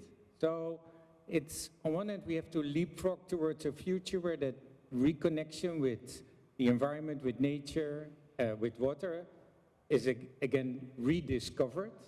But at the same time, it's also a rediscovering of the past. So we learn a lot working with indigenous communities, communities that live at the forefront of vulnerability. So our institutions, you know, taking apart those silos is super helpful in learning. The second thing of this engagement is that the way of communication has to change. So from our institutional practices, engineering and design too, but also government, there's a way to send our message out. But it's totally different than a way of listening and learning and engaging and sitting down and taking time. We're hasty, we want to move, we know what needs to happen, but we only know so much until we start to build these connections. So learning also how these conversations happen is where citizens and that participation is key. So co-creation, not only on what needs to happen, but also on how we do that. And then there's the issue of trust, which of course is lacking, and rightly so. We develop the systems that fail us, so how would you trust the people behind the systems that actually put you in a more vulnerable spot? And you know, there's Dutch saying that trust comes by turtle and leaves by horse, so again, time. And we are hasty, so we don't have time to build trust, but it's important, because otherwise, how are you going to build relationships that stick? And they better stick, because these changes that we foresee are so systemic that they will take years and decades. So it's a tension between how we build a relationship from a situation where we find ourselves in being challenged by the things that actually are challenging us more than climate change doesn't come from Mars, you know, it comes from us. So we have to figure out how that relationship to our current situation has to change. So, and there's perhaps a last thing, we're super busy because everything's falling apart, you know, and then with an El Nino year, you know, before you know it, it's even more. So we're running around chasing all these disasters, so we're responding and responding and responding and constantly reactive. But we have to change the perspective to become proactive, and again, that takes time. You have to sit down. And so learning on how to do that, there is something that came to mind in assessing our work, is that we must act because our policies are there, but they're outdated. So science tells us, no, we can do something different. But there's a disconnect between those policies, the frameworks and the institutions we have, the science that tells us we're heading to a 2, 3, or even worse degree world, and the needs and ambitions of the people that we want to work with and work for. And that's about something different when we talk about tactility and tangibility. It's about passion, it's about needs, it's about vulnerability. That is not per se defined by the science or the current policy. So I think adding that third layer of perspective is of critical importance to really start to understand what it is that we need to aspire for, but also how to organize a process that is inclusive in a way that is defined not by us, but by a community at large. And that is a rethink of how that collaboration works. And I think we have to unpack everything that we've learned in that sense. And I, you know, for myself too, I'm you know, the example of everything that's wrong in this world. I come from a colonial past. I'm a male. I'm over 50 and I'm also white. So I have to take all the clothes off to really undiscover what that new reality and that new relationship can mean and what I can add to that. So you have to make yourself super small, but at the same time, we hold a responsibility that is super large. So I think this is a tension that is challenging. And in this, and that's the last thing, I work a lot with younger generations around the world. And there's always this thing, especially in rooms like where I sit, you know, the UN and the banks and the designers and the engineers. Oh yeah, the new generation, you do it. And it's for you. No. Our planet is fucked before we die. So it's for us too. And we did it. So, and second, we can't hand over responsibility, but we have to share responsibility. So yeah, that young generation should be at the table and should be able to make those decisions. But there's a tension in that, and that's what I always try to bring, is that we not only need to share that responsibility, we also need their provocation. So ensuring that that activism gets space, that there's room for that provocation, that we don't push it away.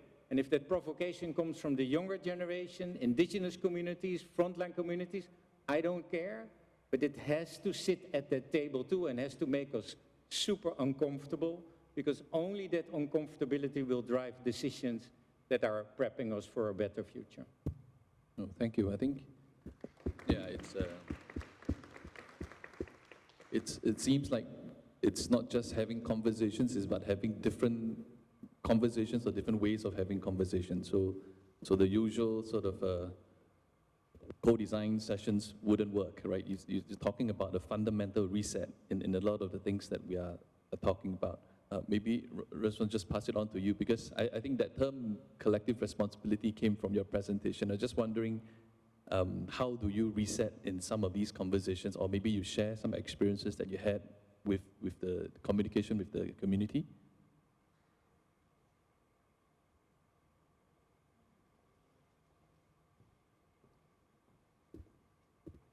Thank you. Yeah, I fully echo the views of what was shared by the different panelists. I guess public engagement is always a challenge, especially for us engineers. We just prefer to find the most effective solutions and move quickly and solve the problem. But I think what we've learned over the years is that I think to engage the public, we really need to be patient. We need to keep an open mind, and we need to listen. So that, I think, really challenges the engineers in us who are very introverted. But I would say public engagement, I think there's probably 3 stages that we will need to focus on. I think the first one, I think like what was shared, I think Matthijs and Laurian, I think, shared this thing about creating awareness. I think we need to create awareness within the community in terms of what are the challenges that lies ahead, what are the things that they can do to solve some of these challenges they face. Like, this is awareness that they can also do their part. Then the next thing is, how do you bring ownership into the community to embrace the problems and see it as their own, rather than leaving it to, let's say, another public agencies or your neighbor to solve it. I think this sense of ownership, I think we need to see how we can build that within the community. And of course, the third part is really about how can they act on some of these problems.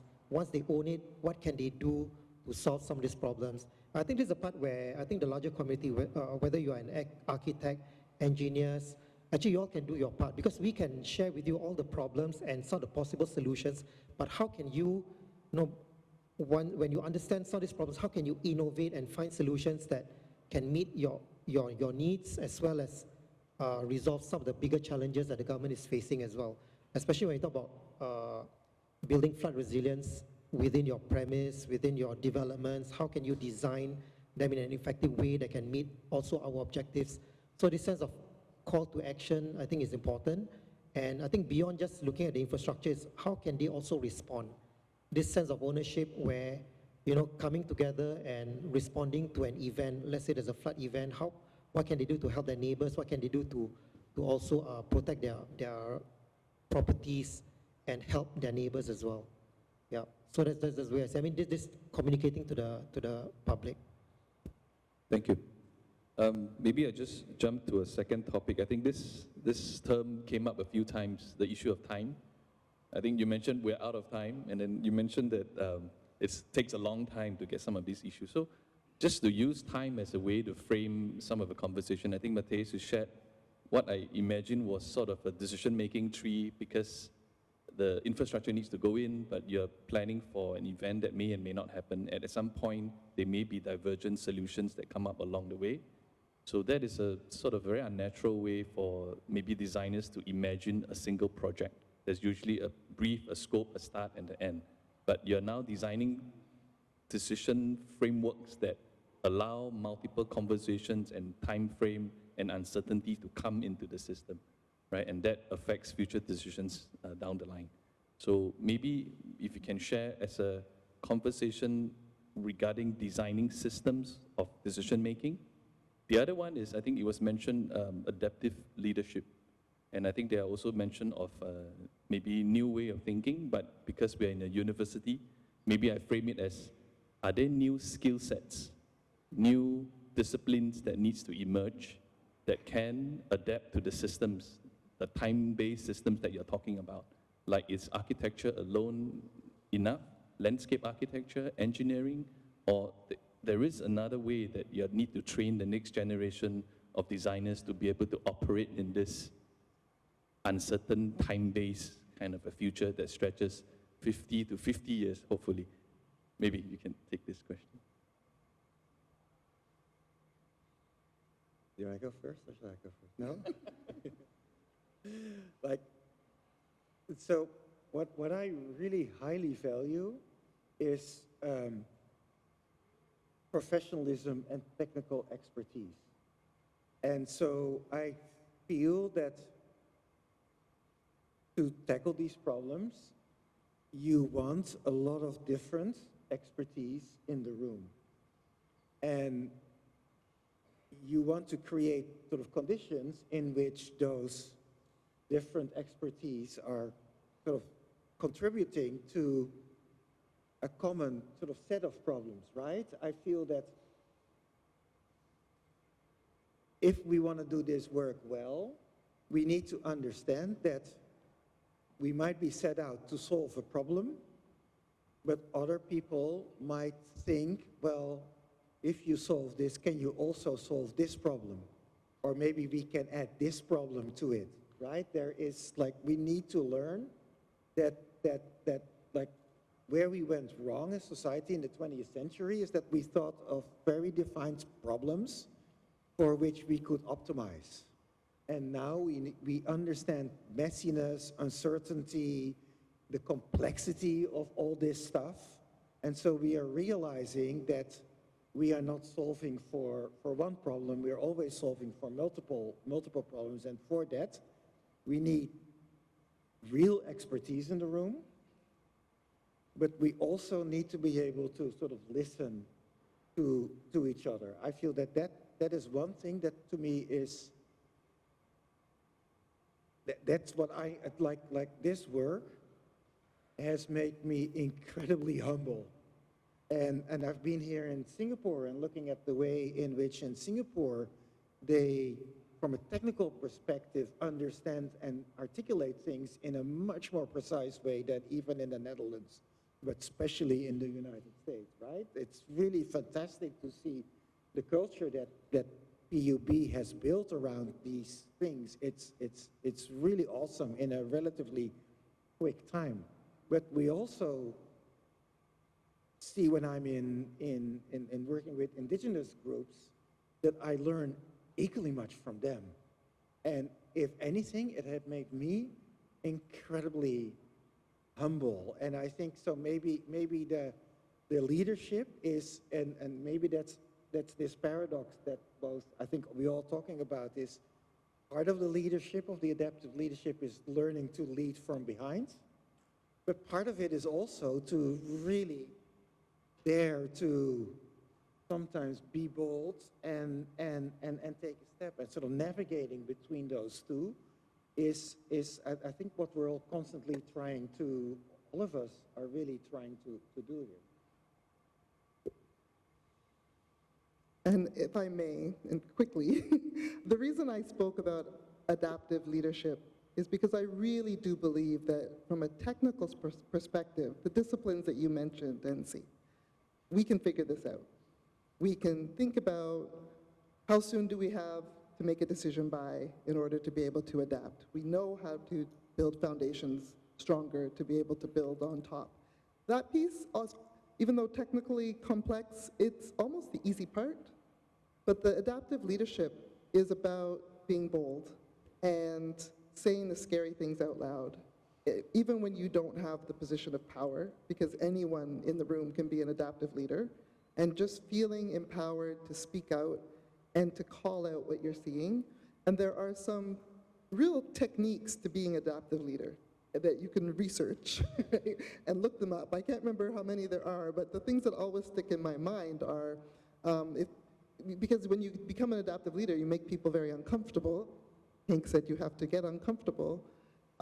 People will try to put you in a corner, demote you. Sometimes they'll try to embarrass you on stage, say things, put you down. There are a whole bunch of other things you can look out for when you're being an adaptive leader that people will push against you for. But when you understand them and you see them, you're aware that they might be coming, you have a tool to move through that and stick to your course. And I think that's what the strength is in adaptive leadership, is that you find a way to stick to your course and draw on the technical expertise of all the disciplines, which is complicated, and don't get overwhelmed by it, but stay humble, stay focused, and understand that we're here to move the needle, not to do status quo.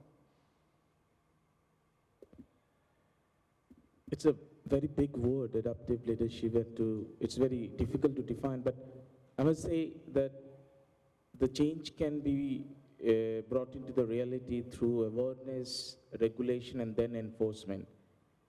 So if the right people start to think in the right direction and influence the decision maker to bring changes in the government policy and encourage to invest on the research and development aligned to the thought process, then definitely there will be a lot of things can be sorted on the awareness state rather than put the, moving towards enforcement.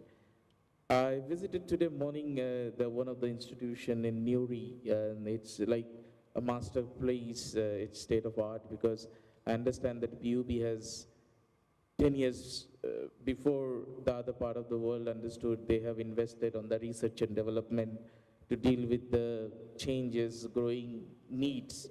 So in a similar ways, we cannot push every problem towards the designer, and then we'll say, okay, you fix it, and you deal with that. So it's a collective responsibility to perform. It could be through a curriculum changes, it could be to put forward the right governance frameworks and encourage all the thought process aligned to that.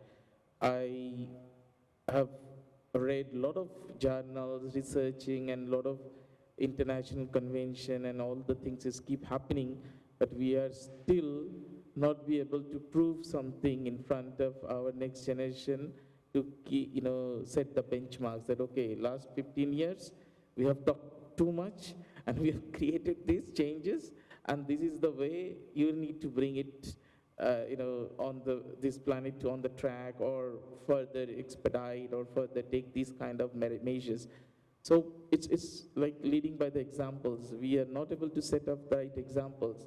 Being a super developed nation, being a trillion dollar economies, the things is somewhere missed out. So to put forward the right examples in terms of to encourage the researcher, encourage, I believe this, okay, commoditization is there, commercialization is also taking things away from the right path. Sometimes it's a value for money you need to think, sometimes it's channelize the forces in the right directions is difficult. But we need to put our consistent effort, consistently measure, and put forward the examples towards our next generation so that they can feel it and deal it. So that's my message so far. And thanks for the follow-up question, because I think there's an amazing relationship between your first part of the question on time and the second on skills. Because time feels one-dimensional, but I think we have to work in parallel lines. So there are lines that are way faster and lines that are way slower, and we have to figure out how we're constantly making those connections without losing the trajectory for the long term, acting on the short term, not being reactive but proactive. So it is constant shift, demands also new skill sets. And the other thing on skills and leadership and the capacity, I want to quote the perhaps most unwanted position in the world somebody can have now, Secretary General of the UN, Antonio Guterres. So there hasn't been a time where the UN is so non-welcome, but so much needed, I think. And he always talks about the link, the needs, and the combination between science, and then he really makes space for real science, citizen science, academic science, collaborative science, because he wants to make sure that the world starts to embrace that as a capacity and solidarity, where it, from his perspective and his role, it is really about finding everybody in the room and making sure that there's space for everyone. Not to speak out, but to secure that space. Not everybody plays the same role. So I think that link between science and solidarity is key. And then lastly, and that is to the urgency, we got us in the current mess, right? So we can talk about time, we can talk about collaboration, and at the same time, we need this massive revolution and provocation. So it's also not enough. So I find myself challenged. On one hand, I plead for this process of listening and working and figuring out. At the same time, I feel like there's this sound in my head, no! We have to do everything different. We have to reimagine everything now. So it is also a combination of finding space for the opportunity that provocation helps lead decisions now, not tomorrow. And that's complex, but I think there's no other way. So let's do that. Yeah. Maybe I'll just chip in a quick one. I think focusing more on the solutioning part of it. When we introduced the ABC Waters program, I think there was a lot of skeptics out there who say, by having all these green features, are you going to make the drains less effective? Are you going to flood the upstream? What's the value of having this? I'm going to spend more money. Is it worth it? But I think over the years, I think we have pressed on, and I think people beginning to appreciate it a lot more. It creates new spaces. And actually today, in a way, we have mainstreamed it. So you find developers or even our public housing, HDB, actually they incorporate ABC into the design of their their development sites.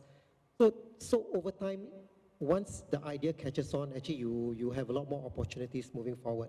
And I see this challenge about sea level rise as also another opportunity for us to also co-create solutions with the industry as well.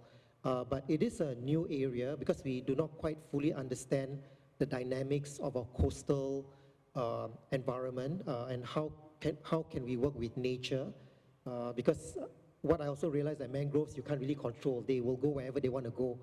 Even areas that we thought they will never grow, you suddenly find a new mangrove growing there.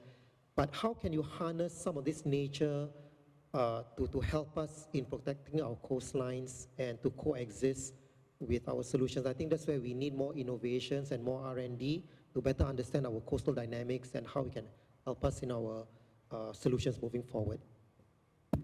Thank you. Thank you, panelists. I realized I used up my 30 minutes, so maybe hand this time back to Eva. Oh, David?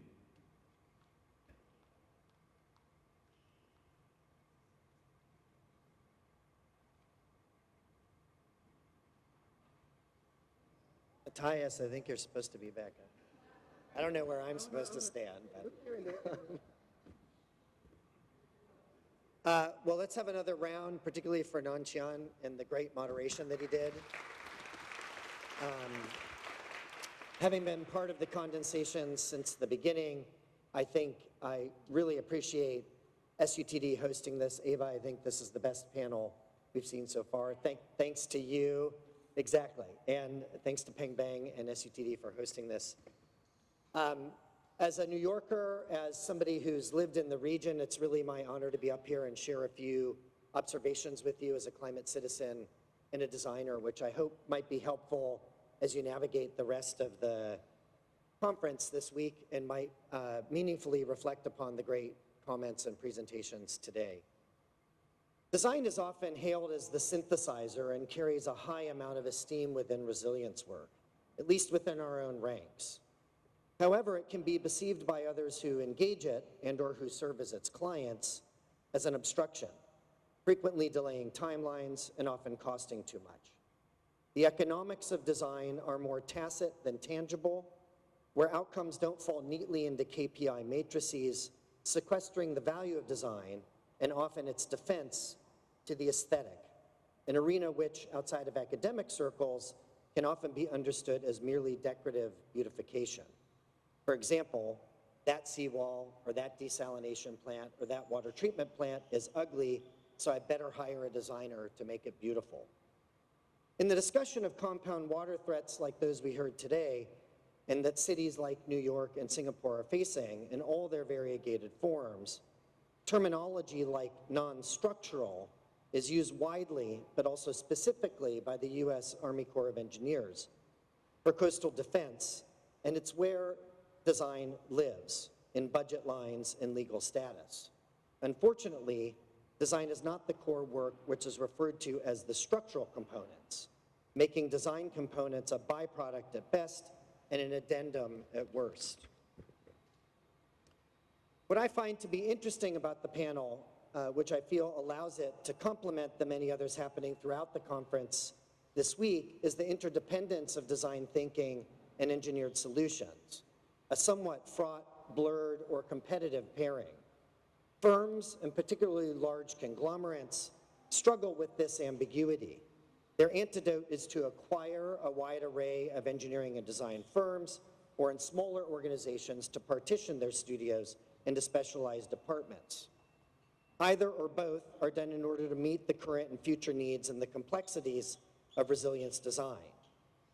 Across our 5 esteemed panelists, 2 of whom are formally trained as designers, water is seen as a driver of economics, of investment, of policy, of governance, and I would argue emerges in the conversation less as a utility and more as a technology, less as an infrastructure and more as an innovative type of urbanism. Perhaps what's at stake in the panel is the consideration of a new type of ground, literally, a new type of common ground conceptually. What brings New York City and Singapore together, places that I've spent some time in, within the greater Southeast Asian and North America and Northeastern region, are the fact that they are 2 among the largest economic and social players, 2 of the densest cities on the planet, each located within 2 of the largest archipelagos on the planet, which, as was noted by one of the panelists today, comprise over, not this statistic, but the importance of small islands, comprise over 10% of the world's population and over 20% of the global domestic product. As representatives of the global archipelagic community, each city faces compound water threats that question the wisdom of walls, and where the shore is literally thickening, reasserting its historic flows, flooding upland areas or reclaimed land. These cities require, as has been noted this afternoon, out-of-the-box thinking, innovation, and I would argue design to consider their future economic and social wellness and or their livability. I thought it might be useful to share, as the closing commentator, to share 3 primary observations, and I'm going to truncate these because I'm being asked to keep the time short, but maybe these will be helpful for you to think about as you move around to other panels. On what grounds do we base the value of design? The model that you can source a city from collateral locations is a largely continental and Roman concept. It's a central tenet of modern city planning and the modern water utility. You pipe water to it. It's the proverbial aqueduct. Yet, as has been noted today, this concept of design and planning has exhibited demonstrable failures in many of these cities, in part because they're not on land. They're amphibious. Both New York and Singapore are a series of islands. Their geological grounds are 1 part water and 1 part land, and their urban grounds are 1 part building and 1 part landscape. At the same time, they have limited carrying capacity, and this came up a number of times today. They are both land and water scarce, while being inundated by water and/or tidal flows from all 3 axes. So where can the water go, and how do we hold it?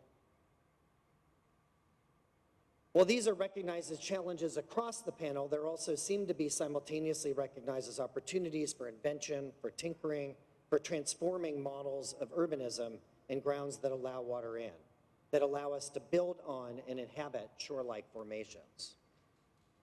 The second point that has been brought up extensively, so I'll try to spend a little bit less time on it, is how design is used to ground communities. How do we engage such solutions in a way that communities can take risk and sustain these emerging grounds in the short and long term? Part of what has been suggested today is design as a de-risking agent, one that helps us make unlivable solutions and infrastructure or utilities livable. In a way, design could be a way to ground communities. Part of this, though, that I think is really important, and it came up a few times today, is to really understand our human inclinations.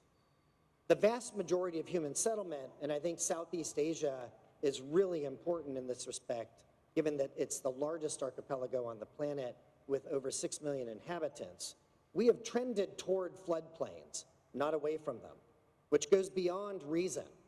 It goes beyond reasons of economics. It goes beyond reasons of security. Rationalism suggests that we are first thinking beings and second beings with emotions. But the front line, and you heard it today, of community engagement in areas of risk around these issues in New York City and arguably in Singapore would be to recognize that we are emotional beings first and thinking beings second. Meaning, if we don't figure out a way to connect climate change and to develop literacy to allow communities to understand the consequences of their ideas, they won't connect emotively with the solution. The work is definitely complex. It includes a factor of time, but we can't undersell these communities. If we continue to think they're unable to digest that amount of complexity, we limit our ability to utilize design as one that can leverage those communities into states of emotional joy, pleasure, and interest, possibly even hope. Ones that can find common ground and build lasting models. The last thing I would say is that it might be important to think about working from the ground up.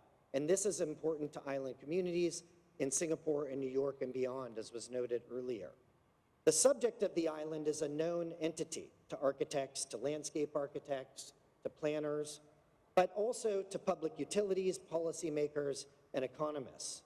It's a great scale for testing and iteration. It allows for successes and failures, but importantly, it demands both comprehensive and district-wide planning, decentralized and centralized infrastructures. These cities that we're talking about and a lot of the smaller villages within them don't align with modern concepts of acceleration that thinks about urbanism as a smooth single plane. They're patchy, they're amphibious, they're what I call an aquapelagic urbanism that recognizes on equal ground land and water. In my opinion, the work on this panel seems to align itself better with that form of urbanism. There's deep wisdom in Singapore. I've learned a lot from living in Southeast Asia. And you have amongst your mottos, start small and think big. This is a logic, I would argue, that comes out of understanding island networks, of water and land, of projects that merge design and engineering, where testing, iterating, succeeding, and failing allow places like Singapore to compete globally. The mix of panelists this afternoon, the range of scales of work, the cuts across policy, economics, and design, together showcase the need for ongoing collaboration to test limits. It's a need to condense our thinking and acknowledges disciplinary boundaries in the communities who reside in areas of risk as much as it is an effort to use that condensation to bring about something unexpected, necessary, and beautiful. Like water out of air, the panel today shows the importance of related efforts in this conversation around design and in the broader landscape of the conference this week. And I hope some of the residual influence of the conversation today might be helpful as you navigate the rest of your panels this week. Thank you.